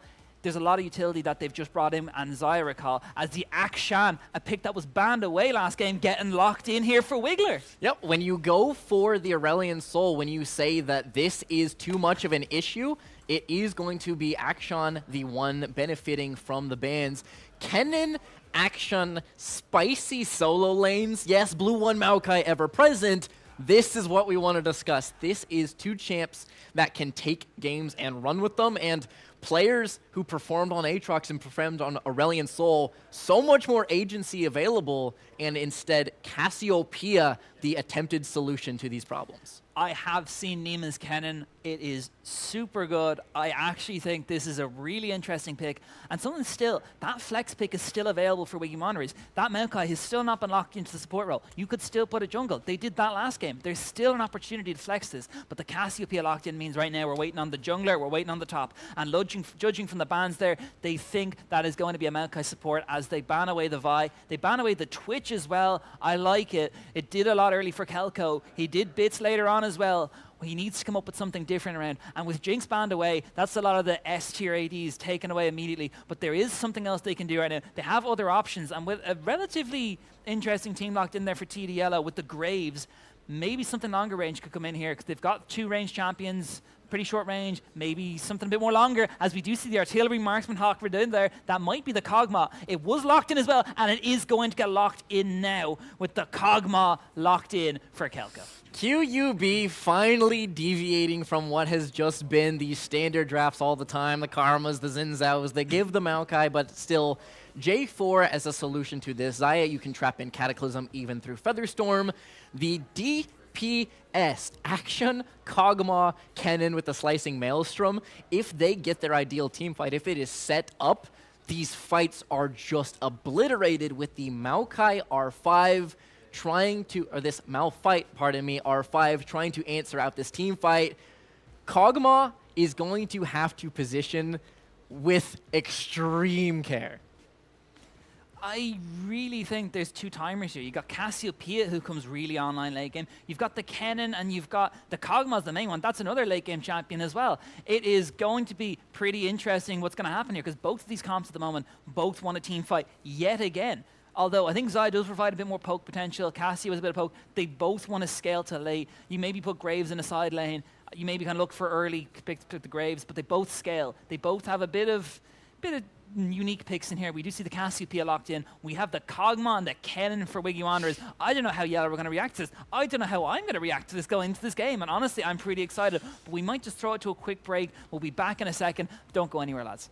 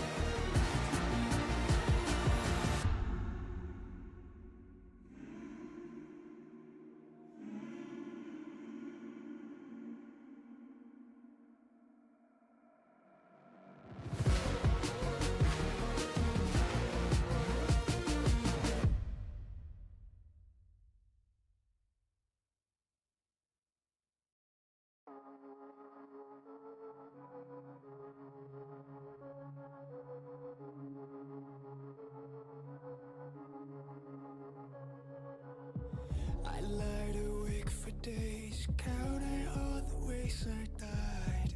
Everything I couldn't save, buried down, still half alive.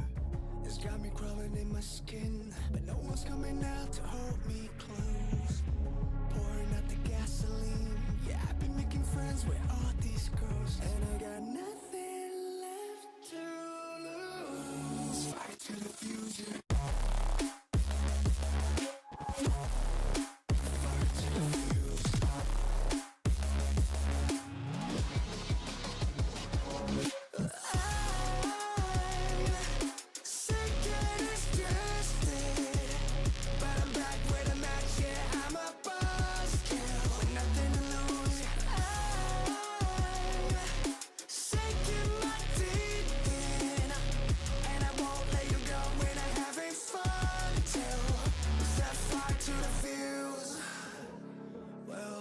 It's not me to turn and run. Met the bitter truth and I choked it down. Left a bad taste on my tongue, but my appetite's been growing now. I can see you crawling in your skin, but no one's coming out to hold you close. I'm pouring out the gasoline,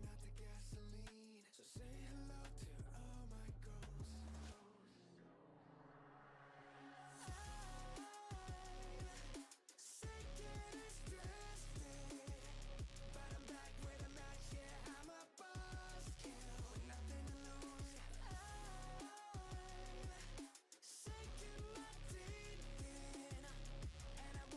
to all my ghosts. Series where we have got TUD Yellow going up against Wiggy Wanderers with some very interesting comps locked in here for both sides. A lot of spice coming out. We got the Kennen in the top lane, Kog'Maw in the 80 carry role, Cassio in the mid lane, and the Graves, the man who's missing his cigar. Maybe he got it back. I don't know yet. But we're in here as we're seeing some cheese coming out here from Wiggy Wanderers. A bit of confidence for once coming out here, and I'm liking this. Yep, they're going to go on a bit of a walkabout. That being said, Malphite, nowhere to be seen. You see him on the mini-map a long way away from any sort of hazards. And yes, this draft, far more spicy. Some more picks that fit more in the comfort zone category than the meta category. You are leaning farther into your skill set. These are the picks that got you to this point. You might as well pilot them out. And I want to highlight this bot lane. This is Kog'Maw. This is some of the highest DPS when we're talking about S tiers being taken away. Jinx knocked down. Kaisa taken away a little bit. It is next down on the chopping block. Kog'Maw is going to be your massive DPS alongside Akshan, trying to cut through this front line of the Malphite. And I think at the moment it's definitely onto Wiggy Wanderers right now to play the laning phase as well as they can. Meanwhile, TUD Yellow, actually I think an easier to execute comp. You've got the ulti from the Malphite. Cassio just needs to press R. Braum can just press R at any point and disengage. It's definitely a lot easier for Yellow to execute, but I really think if Wiggy Wanderers do it really well, that I think Wiggy Wanderers have a lot to play with here. They have the Kog'Maw who can do bits. Maokai ulti is a good lockdown tool as well. You've got Akshan who can roam heavily. Again, although I think with the wave clear Cassio provides, maybe it's going to be a bit more difficult for Wiggler to get this advantage. You also need to keep an eye on that mana pool Q connecting so far onto Calco. They've also, after swapping lanes with Ratatata going in the mid lane against Wiggler and USSR Nina up against Fancier Clover. I thought this was going to happen in the break between because, especially in how he played it, you need to have someone with a bit more closer skill. Well, not skill, but more so just how it was played. I think Ratatata definitely played it better into Nima, and just from that alone, I think he would be better suited to play. But what I wasn't expecting was Nima to pick something so aggressive like the Kennen that already you can see Clover low on mana and getting bullied out of lane. So it's going to be tough. But meanwhile, Cloud looking for something, looking for Wiggler. Wiggler using that E to run away, trying to get far. Jarvan is here though, but nothing happens. Absolutely incredible on that slight slingshot all the way around. If you're a little bit too long there and you head bonk, you are just dead through your flash. You were chased down by Cass, you're chased down by Graves, so very steady nerves. Wiggler is able to just swing on out of there, and absolutely credit to you. You called the lane swap, you said, looking to find a bit of a wrinkle, and TUD Yellow, this is absolutely a wrinkle with this lane swap. I definitely think you're in a different position now, because Wiggler is now playing a more standard matchup.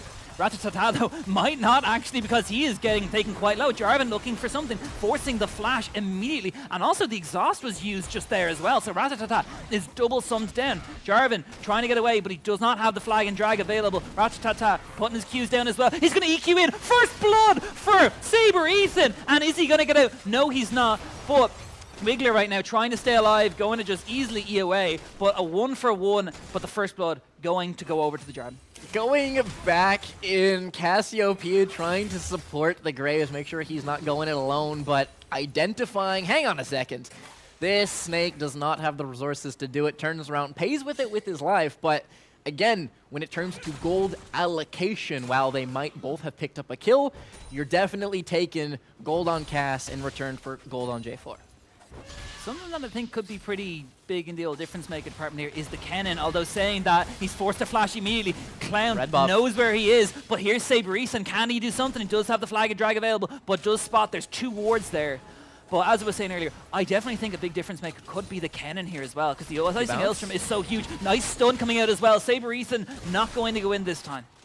He doesn't have the mana bar to work with on his top laner, Fancier Clover. Did not really have much to offer, short of some rock autos. Not the most intimidating prospect, so yeah, it will be a disengage, just using that mobility on out. A much better look, however, if you're talking about mid lane state in game 1 versus mid lane state progressing into game 2, keep your eyes on that front. I expect it to be a far different story. I especially think as well, bot lane is going to be fairly aggressive with the Xayah Braum at level 6. Keep an eye on that, because with the Living Artillery you can do stuff, but I think really if you force that Maokai ulti out, Braum and Xayah can do so much, especially at that level 6 point. Braum already looking pretty aggressive here, and all you need is 1 Q to get that Braum passive off for Xayah to throw a couple of autos. Meanwhile, Wiggler is in a really disadvantageous spot, and he gets taken out by Ratatata. Absolutely, Cass picked up first. Cass will pick up her second. TUD Yellow lane swapping solos and reaping rewards 6 minutes in. I think TUD Yellow at the moment are in a much better spot than they were last time. Absolutely. This is another look. This is seal stacks, tier stacking. They were the ones on the clock in the previous game, right? They were staring down an Acel. They were staring down a gold lead that goes one direction. This time, they're the ones who are currently stacking towards late game insurance. You see the Catalyst of Eons in inventory alongside a tier, alongside a Dark Seal. Every single one of those will be cashed out later. So yes, Wiggy Wanderers at present have mid-combat power, level 6 advantage here for Wiggler. but it is a matter of time before the yellow pseudo mid laner, pseudo top laner in the Cassiopeia really cashes out. But something I will say though is even though if the baskets go out of Wiggler's back and they take it out of Saber Eason, they might change the carry here. They could put it into Nima looking for a really big slicing maelstrom. They could put it into the Kog'Maw, just peel the Kog'Maw, because all Jarvan needs to do, even though he's 1-1 right now, it's still okay. If it does go behind, he still has the Cataclysm. They still have some level of utility. Okay, Wiggler, maybe he can't do too much later on if it goes the way, but they still have all these eggs and all these different baskets, so there is still a lot of options for QUB, and that's why I actually like the comp that they've locked. Although it is quite hard for them to execute under the wrong circumstance, because you still need this Cataclysm to land on some of these members, and they already have so much disengage with Cassio ulti, Braum ulti, and you also need Kennen to do bits as well with his ulti. There's a lot of factors at play here to make sure Wiggy Wanderers get it okay and get it across the line. You also do have to keep in mind that if you are engaging in, disengaging is a nightmare. These are champions that take a moment or two to set up out of the Xayah Feathers, the Braum stacks, and sometimes that Cassiopeia, depending on how she's using the Miasma, if you give them a moment to set themselves up, as mid is a horror for Wiggy Wanderers right now as Wiggler chunked out. Does not flash, but is chunked and forced to recall. Bot lane with a moment of prep time. If they were bot time by their Malphite, all the CC can just pile up and you're dead before you fight back. I mean, 20 CS nearly as well for iMaker Moo. He's in a much better spot at the moment. Now it's Kelko, 20 CS down, only got his tier 2 boots. Jungler potentially looking bot here, but can Saber Eason get it in time as Clown already in the bot lane. Looks like he's ready to counter gank if he needs to. Has the blue buff available as well. A lot of damage coming out from his Graves. He does have the serrated Dirk. Hasn't shown just yet. Maybe Leaf waiting. Maybe can put a ward in there beforehand, but Clown is still staying here, so something is going to kick off in a second. It's just a matter of who walks up first. J4 is 6. He was taking a moment to go finish off those Krugs, so he has a huge time investment. Clown's going to be smoke screening forwards. Here comes Saber Eason though. Nice that he's in the bot lane. Nice knockback from the Maokai. Out comes the ulti. This could be something for Wicked Wanderers. Cataclysm! Down comes the Featherstorm, and down goes Blaze Boy. But Saber Eason actually survives 3 props of the passive. Not going to be enough. Maokai still going in. Nice knockback onto iMaker Moo. Ignite comes out. Down goes iMaker Moo. Double kill. And now Kelko's back in the game. And here is Wiggler. But it doesn't matter. He's just drive-by. He's just coming in to say hello. 2 kills for the Wiggy Wanderers. He's here to just check out the damage. Clown IRL spent about 3 business weeks, sat in that bot lane brush, waiting for someone to wander on by. Gets 0 hard seed C, unfortunately, in that Graves kit. Yes, he's going to get an interrupt with a smoke screen, but he invests so much time for so little payoff. Graves is supposed to be the early bully. He's supposed to just sprint into your jungle and take the fight to you. He spent that time looking for a trick play, and it completely backfires.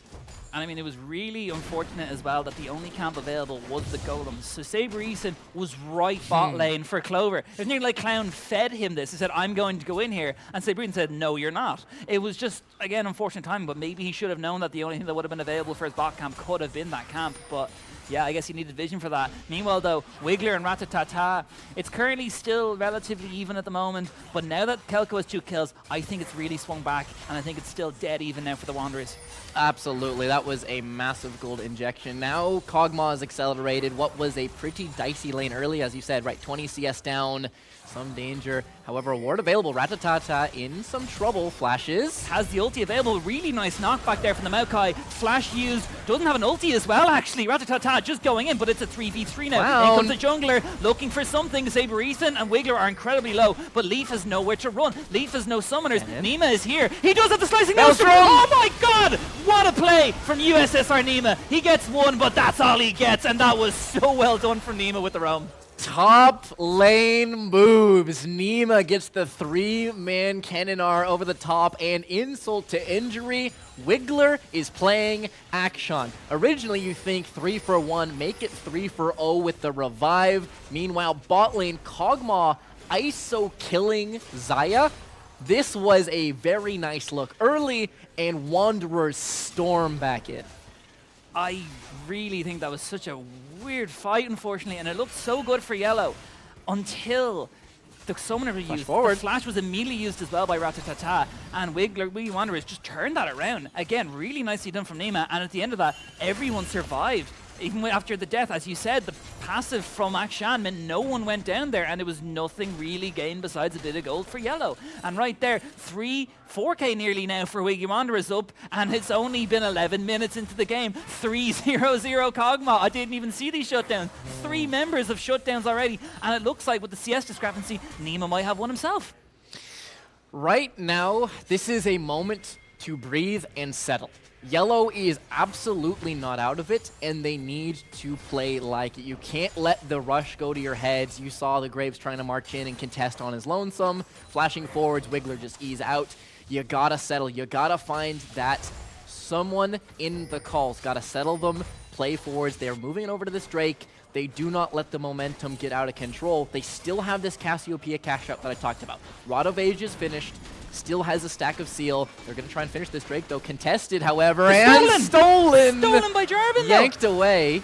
Maokai going to use the ulti, but they do get the shutdown onto Wiggler. Kelko is still alive. Keep an eye on that guy. He's putting down the living artilleries. He's put down the W. Nicely done, though. Ulti going to get used from Saber Eason onto Fancier Clover. Does not get anything for it, but Clover goes in with his own ulti. Saber Eason trying to flag and drag out, but he doesn't have the Q, unfortunately, and down goes the jungler. Shutdown going to go over there for the Cassiopeia, and now it's actually really bad for the Wiggy Wanderers as the Yellow are running them down. But look at Kelko. He's exhausted, but it doesn't matter. He's still picking up a kill. He's on a rampage right now. This guy, who was just a bit behind early on, is now booking to get a double kill. He's not going to pick up the triple, but down goes TP another to 3. Puts the slicing maelstrom on 3 people. Oh my god, this is incredible. Is this going to be the kill? It's not going to be enough, though. They have too much damage, and that looks, at the end of it all, like a win for Yellow. It looked so good. Kennen wanted to make Lightning Strike twice, a second 3-man ultimate, but unfortunately not enough in the tank. No completed item means that he runs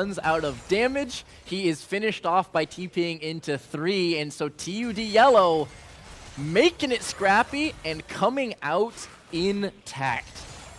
That was just so unpredictable. At one point it was yellow-sided, and then Kelko put on his go-to montage music and just was like, this is it, guys, this is my moment. Until Zaya said, not today, sir. And then Nima said, no, I'll do it again. And that didn't work neither. They threw everything and the kitchen sink at Yellow, and Yellow still came out on top. That was just such a scrappy fight all around. But again, it was just well played on the backs of both of those players there. Zaya holding her ulti to what she needed.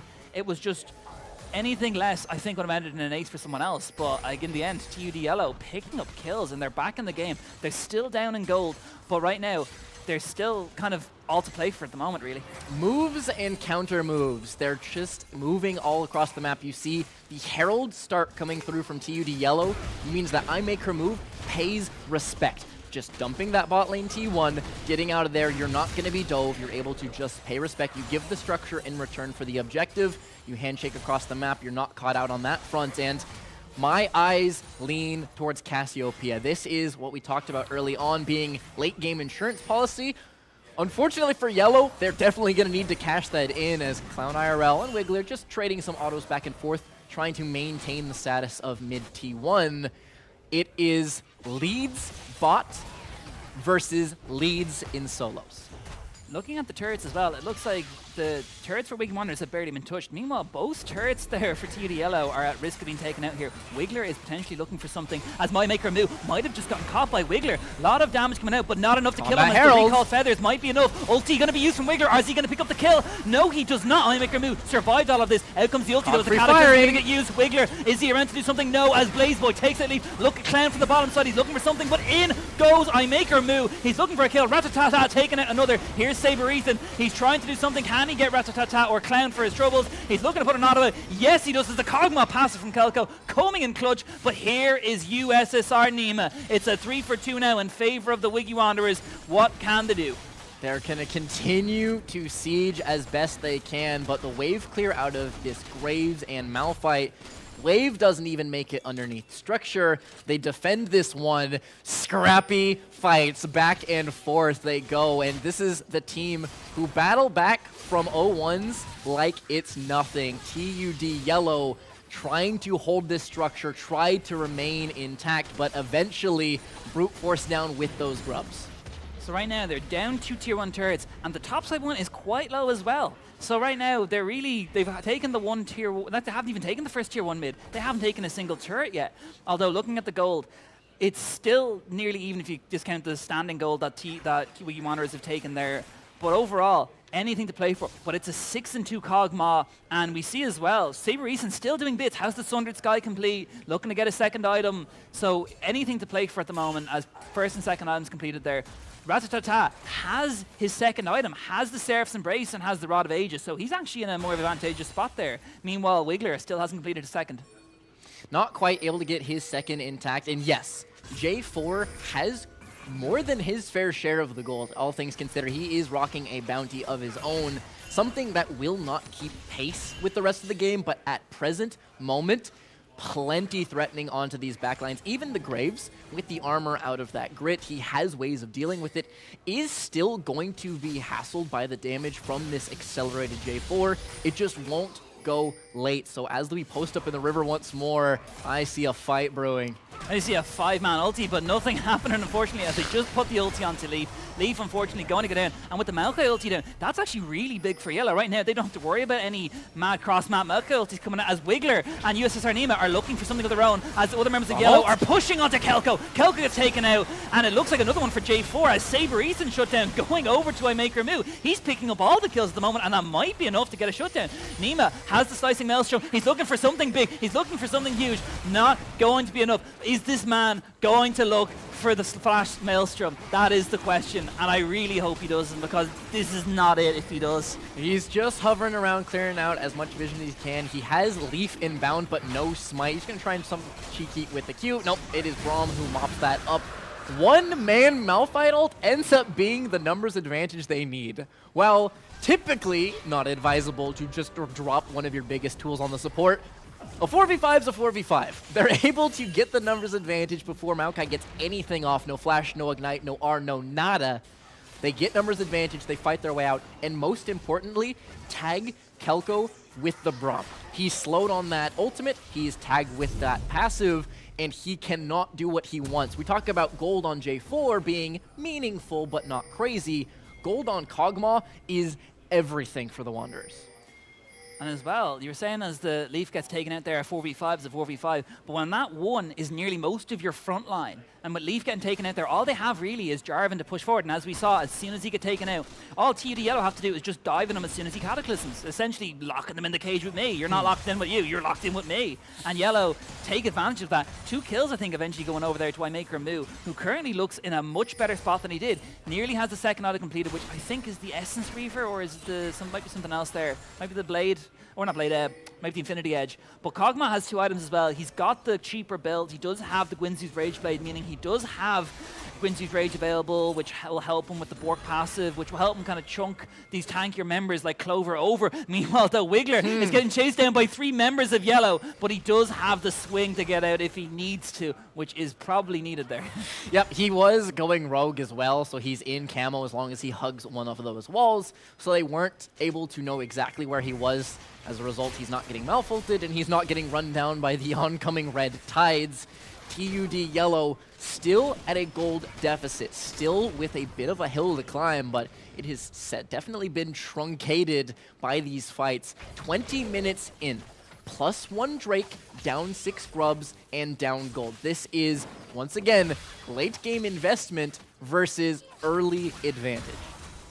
And looking at the items completed there, it was the Essence Reaver, or the Nivori Quick Blades picked up by the Zai, which is a pretty big spike for her with the extra ability damage. Going to be good against the Kog'Maw as well if she can get in range, especially on those Recall Feathers with the Feather Storm. But we see the Shojin completed there for the Jarvan if he wants it as well. So these fights might be a bit scrappy. I don't think anyone should go for the 20-minute Baron, although that is an option if anything, any team needs it. They both do a pretty quick Baron. I'd say Yellow with Cassio and Zaya might do it just a bit quicker since they're free range. But I think Wiggy Wanderers both have a quick Baron, and they're both pathing up here. They're both looking for a pick before this fight. Yeah, objective damage this game is massive, right? Kog'Maw, Akshan on one side, Zaya, Cassiopeia on the other. These are champs who, if you lose track of members, right? If you lose track of Fog of War, say there's an errant pink clearing out some vision, or you're just a little bit slow on a blue ward, they can just murk this Baron as he pops up. so making sure that you maintain vision lines. So far, blue and red litter this jungle. You see clearing pinks as we speak. BlazBoy is currently trying to box out the rest of Saber. The vision lines are split across both halves, trying to make sure that they continue to fight for position, but neither team gathering a definitive information control.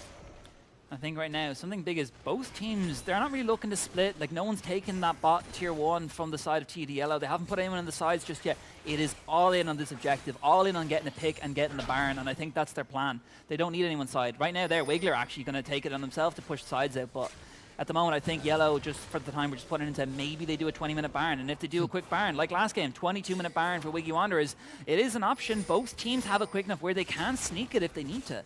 And I think that's definitely a concern.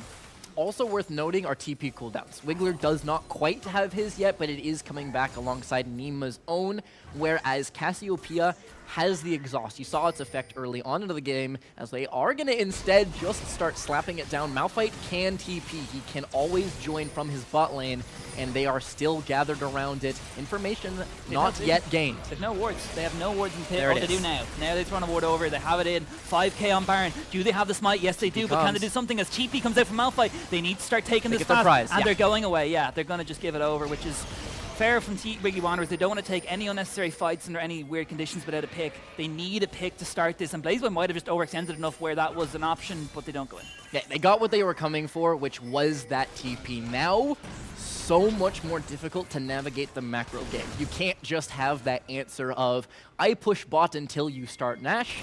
It is a trade-off. You're either leaving your Cassiopeia alone or leaving your Malphite alone, all of which want to get involved and really mix it up. It will be a group stack back towards this Drake, but there can be a handshake as they look to set up Baron. Yet 4 people on the bot side means that Baron started. And look at Nima. Nima currently the whole time, you're saying leaving people alone with no TPs. With no TPs, that just lets Nima split push for days. They're destroying this Baron. Nima's joining the fight as well. This is going to be just a straight 5v5, and with 4k on the Baron, that is going to be gone immediately. So well played from Wiki Wanderers as they pick up a Baron for nothing, and Nima is there if it goes wrong. He pushed out the wave as well. It's crashed into that tier 2 top turret so that they get something for nothing, essentially. Baron for soul point. And in that case, absolutely, blue side are the ones coming out on top. Once again, early game advantage versus late game insurance. They're trying to continue playing to the methods that got them success. That said, we were just highlighting Baron damage crazy, right? It's Baron damage can be murked. In the time it took them to run from mid to Drake to top, gone. Baron is just obliterated. Rest in peace to the worm. And now 5 purple buffs. Everybody rocking the Baron. It means that the siege just doubles. You've also now got Fancier Clover in the bot lane matching the Kennen with no TP. They can't put him mid lane now. And you also see Akshan's in the bot lane, and they know this. They know if he's on his own, they can just take him out. They're looking for the fight. Meanwhile, though, they're also looking for something mid. It's going to be a 4v3, actually, as BlazBoy and the boys going to get ulted away there with the Maokai, but Braum using his own ult. Braum passive, forcing the flash there out of Saber Ethan, but here is USSR Nima. He's got the Slicing Maelstrom available. Does he have the engage angle? He may not, but 4 members are very low as the ulti from Kog'Maw doing bits. Out comes Akshan's ulti, forcing Braum to use the shield. They're on the defense here as the Baron empowered minions are pushing this mid tier 2. Clover has his own ulti, so maybe he can do something, stop Saber Ethan engaging.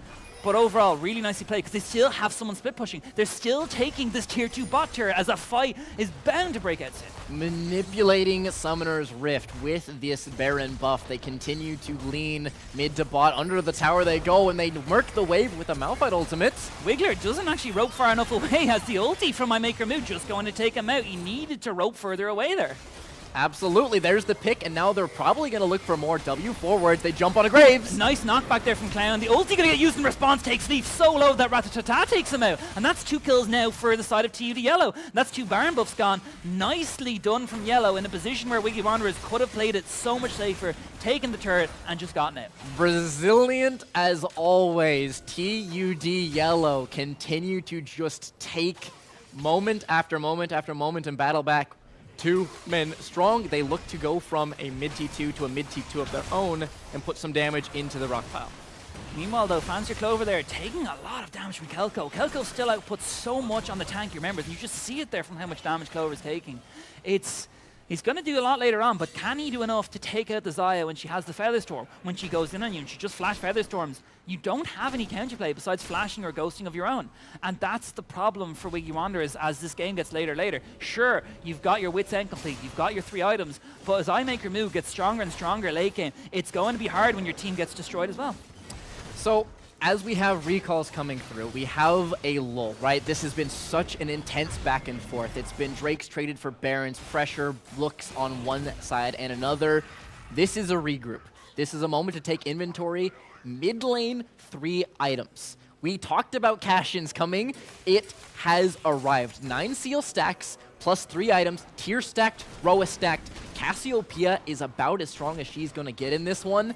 This is your moment. This is the late game having arrived. And Drake next up. They have 3 of their own. TUD Yellow's at a deficit, down some gold, but that is where they're looking. If that soul is collected, that is the tipping point.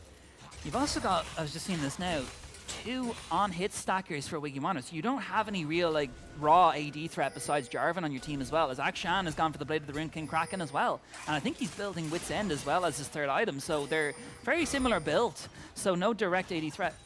Yeah, it's going to be Terminus, going to be that last on-hit item, joining alongside that Bork and that Kraken. So yeah, he's got a little bit more resilience, some shred out of the passive, alongside some armor and MR, so a bit more durable than something like the pure damage if you're going Rage Blade. Does mean though that if you're playing into the Xayah or the Cassio, you do have to use those autos on them. You can't just throw a Q out there and one-shot them, so it's going to be definitely a bit more interesting for Wiggy Wanderers to try and engage, but that does help him with Clover, that does help him with Clown as he gets a bit tankier, also helps with Blaze Boy. But actually, we see a lot of AD coming out there from the Graves, as the Collector completed now, has the opportunity, looking for a bit more, has the Noxian Metal as well, and he's got his Steel Caps. It's going to be tough as Dragon's going to spawn soon, and this is going to be Soul Point. 30 seconds now, it looks like, on the Dragon. They're looking for a pick before this. Can something happen here? Leaf has the ulti available if need be. Kennen, right-hand side of your screen. You see him hovering in Fog of War. He's found 2 3-man so far, and they look to pull the trigger. They're looking for the ulti. Maokai goes in comes Kennen. He has the ulti available of his own. Huge outfall ulti from the Malphite there, and Jarvan is also boxing him in, but Saber even gets nothing for that engage there. But Kog'Maw's still alive. He's still alive. Keep an eye on him. Wiggler is walking in the backline. 3v3. What can Wiggler do here? He's trying to output damage, but his team aren't with him. Nima isn't near. Kelko isn't near. Wiggler is too low, but the artillery is not going to take it out. And you see Ratatata has his exhaust still available if need be, but he gets taken out anyway. It's only going to be Clown alive. iMaker Moo as well, actually, as he is incredibly low, but he still survives. 3 for 3. He's chasing down the slivers. He sees the finishing blow, but he can't close the gap. Once again, Clown IRL waiting in the darkness. If this Kog'Maw takes the wrong path, he will do correctly, but they spot each other out. It is going to be boxed out TP to rejoin. In comes the marksman, 2v2 inbound. Here comes Nima. Does have the ulti still available if he wants to use it. Kelko holding the Dragon. He's actually not going to let it reset just yet. Maybe just to slow it a bit more. Clown actually might aggro the Dragon himself as Nima forced to walk away as Clover joins the fight. Clover's ulti is up soon as well. Cooldown's quite low at the moment. Moo and Clover have rejoined this as well, and it looks like it's going to be another scrappy fight as the TP coming in here from Wiggler, wanting to rejoin the fight himself. 5 members against 5 members. Who is going to get this Dragon, as Yellow needed a lot more? It's 4 right now. This Cass can't TP. She cannot match. If they go immediately, it is numbers advantage for the Wanderers, because Cassiopeia, as you see on the minimap, she has to make the long walk. Wiggler once again behind enemy lines. But Clown is so low at the moment, but he does get ulti by the Malfa and blown up by Gravesar. He's 1 man down immediately. 4v5 now for TUD Yellow against the Wanderers. Wanderers forced to disengage nearly, but maybe they want to take the fight as ultis are still available. Kog'Maw has his ulti. Maokai ulti off cooldown as well, and the flash. And the slicing Maelstrom for the Kennen as well here, as Yellow trying to take this Dragon. Not if Wiggy Wanderers have anything to say about this. They're looking for it. They're trying to get him out. 8k on the Dragon. 7k. Can they do something? Maokai ulti comes in. A lot of dough. 3k. 2k. Maelstrom comes out. But they get the soul. Is that going to be enough? Down goes 1. Down goes 2. Double kill coming out there from iMaker Moo. And he's just absolutely outputting insane damage. Look at that Xayah. Looking to take him all. Triple kill for the Xayah. That is going to be the ace. This is marksman supremacy. Kog'Maw trying to keep pace, but his team does not support him. Wiggler on these flanks has been turned on time and time and time again. That's the third time, this time even out of his E. He tries to swing to safety instead of using that flash. Clover jumps on him, and numbers lean the way of yellow. We talked about the cash out, soul acquired, gold leveled, yellow right back in it. And this is just, what's incredible about this whole thing is, even after those fights, Wiggy Wanderers are still up in gold somehow. They're still slightly up. It's not much, but it is a goal lead for Wiggy Wanderers, and this is going to be a Baron, which means that goal lead is gone. This is just a yellow goal lead now. Straight Baron, no one to match right now. No one's nearly, and look how quickly it's taken out by yellow. Absolutely, and they'll get it onto 5. The respawns come through. TUD yellow, secure soul, secure fight, secure Baron, and for what feels like the first time in this series, gold in their favor. Cassiopeia turning this with the assistance of the marksman. And you know what that means now, don't you? With 4 dragons down, the next dragon is going to be the Elder. Are we going to see a fight for Elder from both teams? And if so, what can Wiggy Wanderers do to stop it? They gotta get there early. They gotta get there as 5 and avoid this setup situation where the Malphite has been ISO ulting you. This has been a couple of times now where Clover just says, nearest guy, you don't get to play League of Legends today, unfortunately. Hands off the monitor, sir. You do not get to play this one-man ult. Sometimes it's Leaf, sometimes it's Wiggler, and then they mop up a 4v5. They need to find a way to immediately punish this ult. They have using a massive tool for TUD yellow. A lot of times it is the ult of the Graves over the top of it, just AoE to really seal the deal.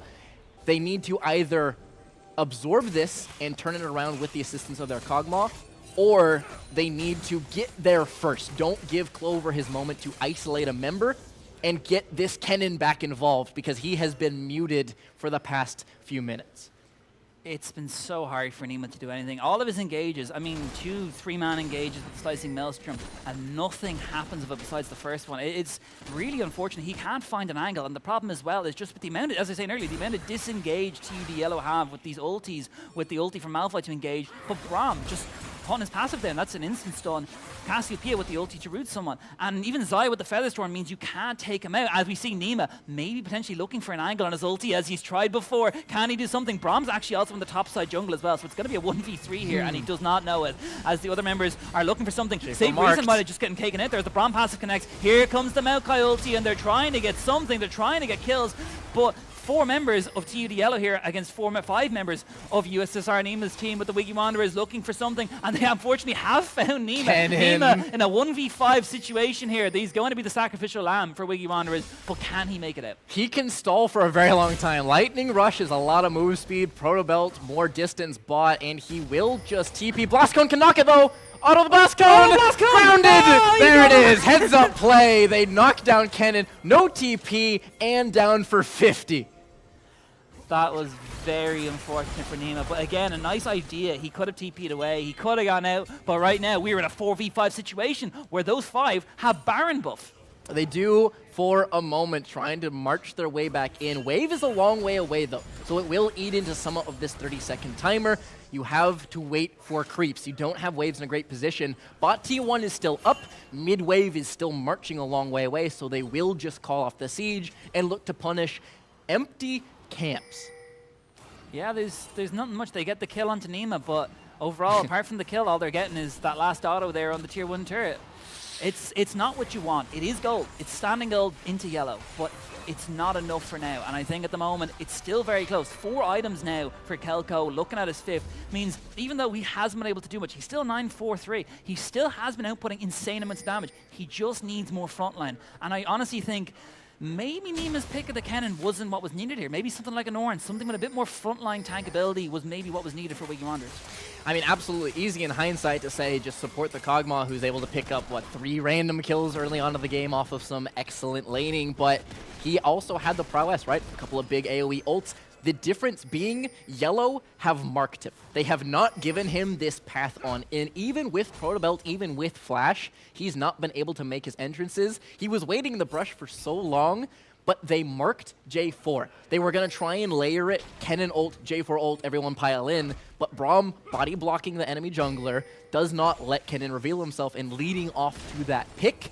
It is all about area. It is all about what you control versus what your enemy controls and how you just really leverage those leads. Yeah, and I really think it's been good that Clover's been using the Unstoppable Force just on anyone, really, because even though it doesn't look like it does much, it does create the 4v5s. And as we've seen, Yellow have just been playing so well when they're in a 5v4 situation that Wiggy Wanderers just know they lose the fight immediately off losing one person.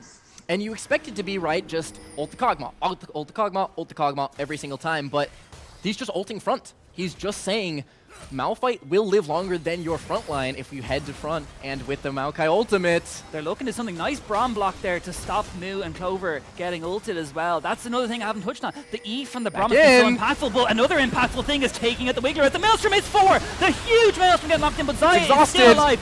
No one is on iMaker Moo, and when no one is on Moo, no one can kill him. And when no one is on him, he's destroying your team, and iMaker Moo is legendary right now. He is demolishing Wiggy Wanderers, and there is nothing they can do. 4 men dead, Kog'Maw in retreat. Kennen pulls the trigger and is exhausted. He finds that premium angle and is just rejected thoroughly.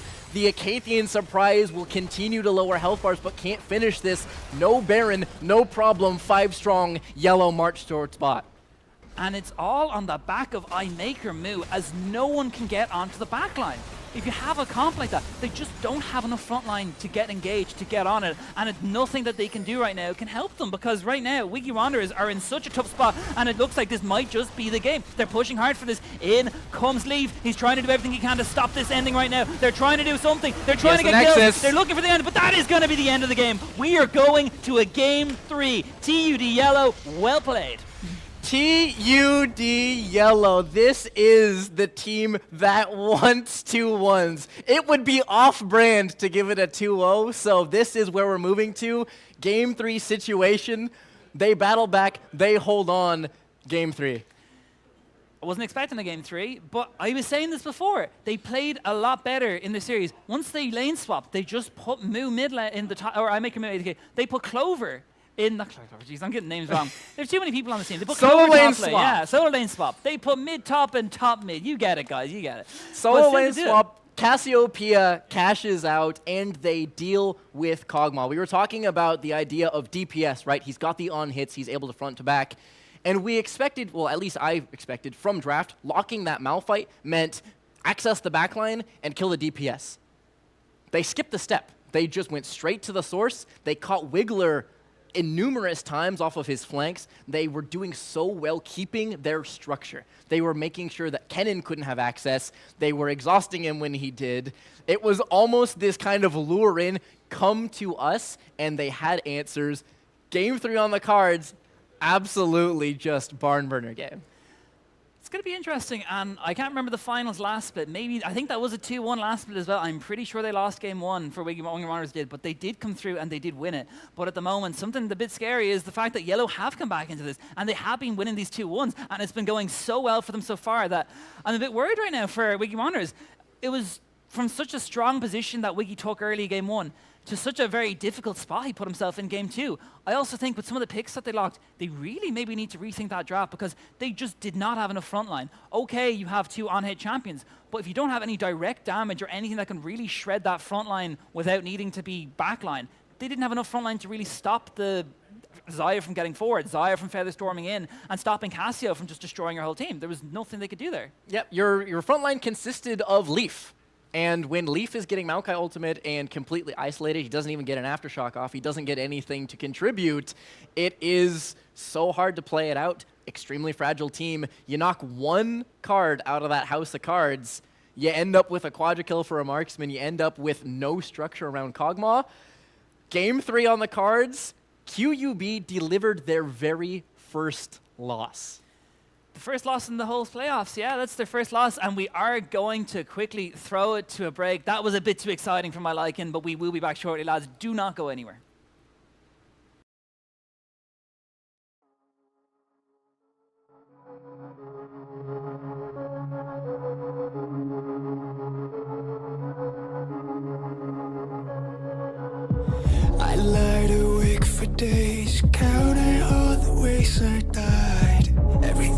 they couldn't save. Buried down, still half alive. It's got me crawling in my skin, but no one's coming out to hold me close. Pouring out the gasoline. Yeah, I've been making friends with all these girls, and I got nothing left to lose. Fight to the future.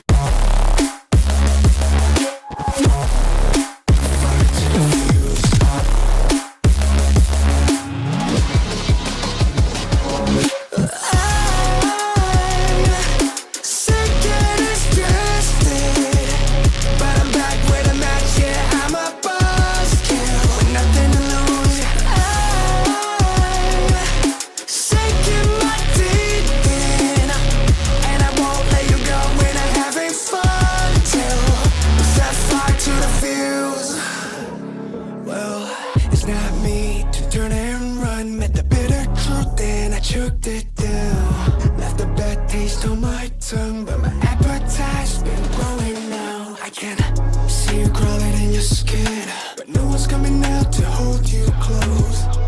I'm pouring out the gasoline, so say hello to all my ghosts.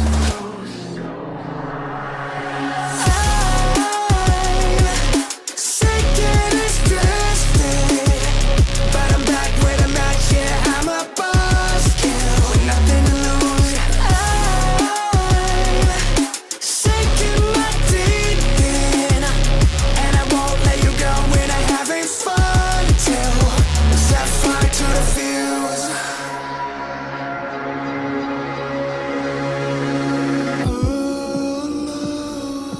Alone, I'm moving like a shadow. You're walking in my dead zone. Breathing slow, ooh, love the hunt, love the high. Watching life fade from your eyes, ooh, and this is not a warning, this is not a test. I'm tuning on you and I'm coming for the rest. And I'm about to ignite, just try to play it cool. Echoes in my head.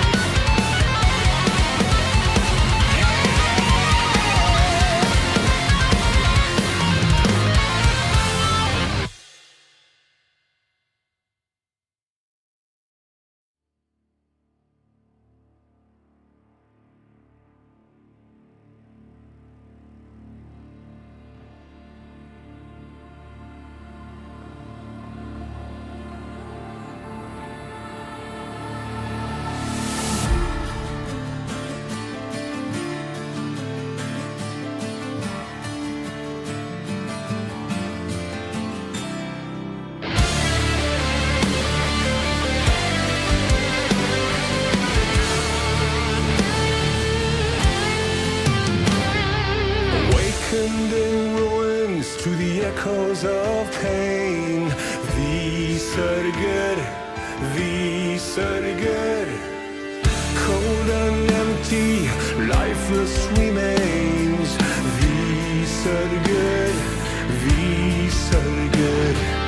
Fields of the fallen, and blood washed in rain. This cannot be all that will be.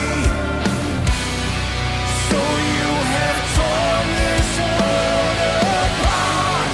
You came for our suffering. So we'll bleed, cut us deep, find the depths that you seek. But just remember,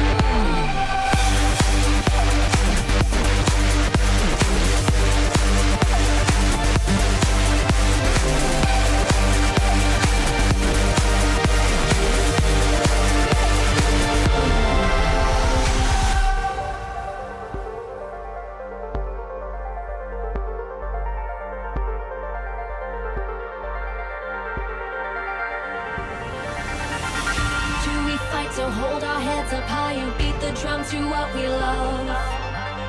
Risk the fall, we have felt it all come crashing down from far above.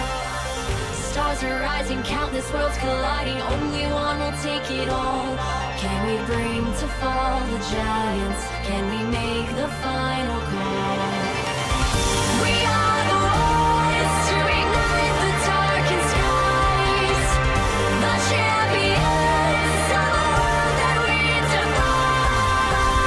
The soul ray of the few who rise up high, and we all fight at the last light.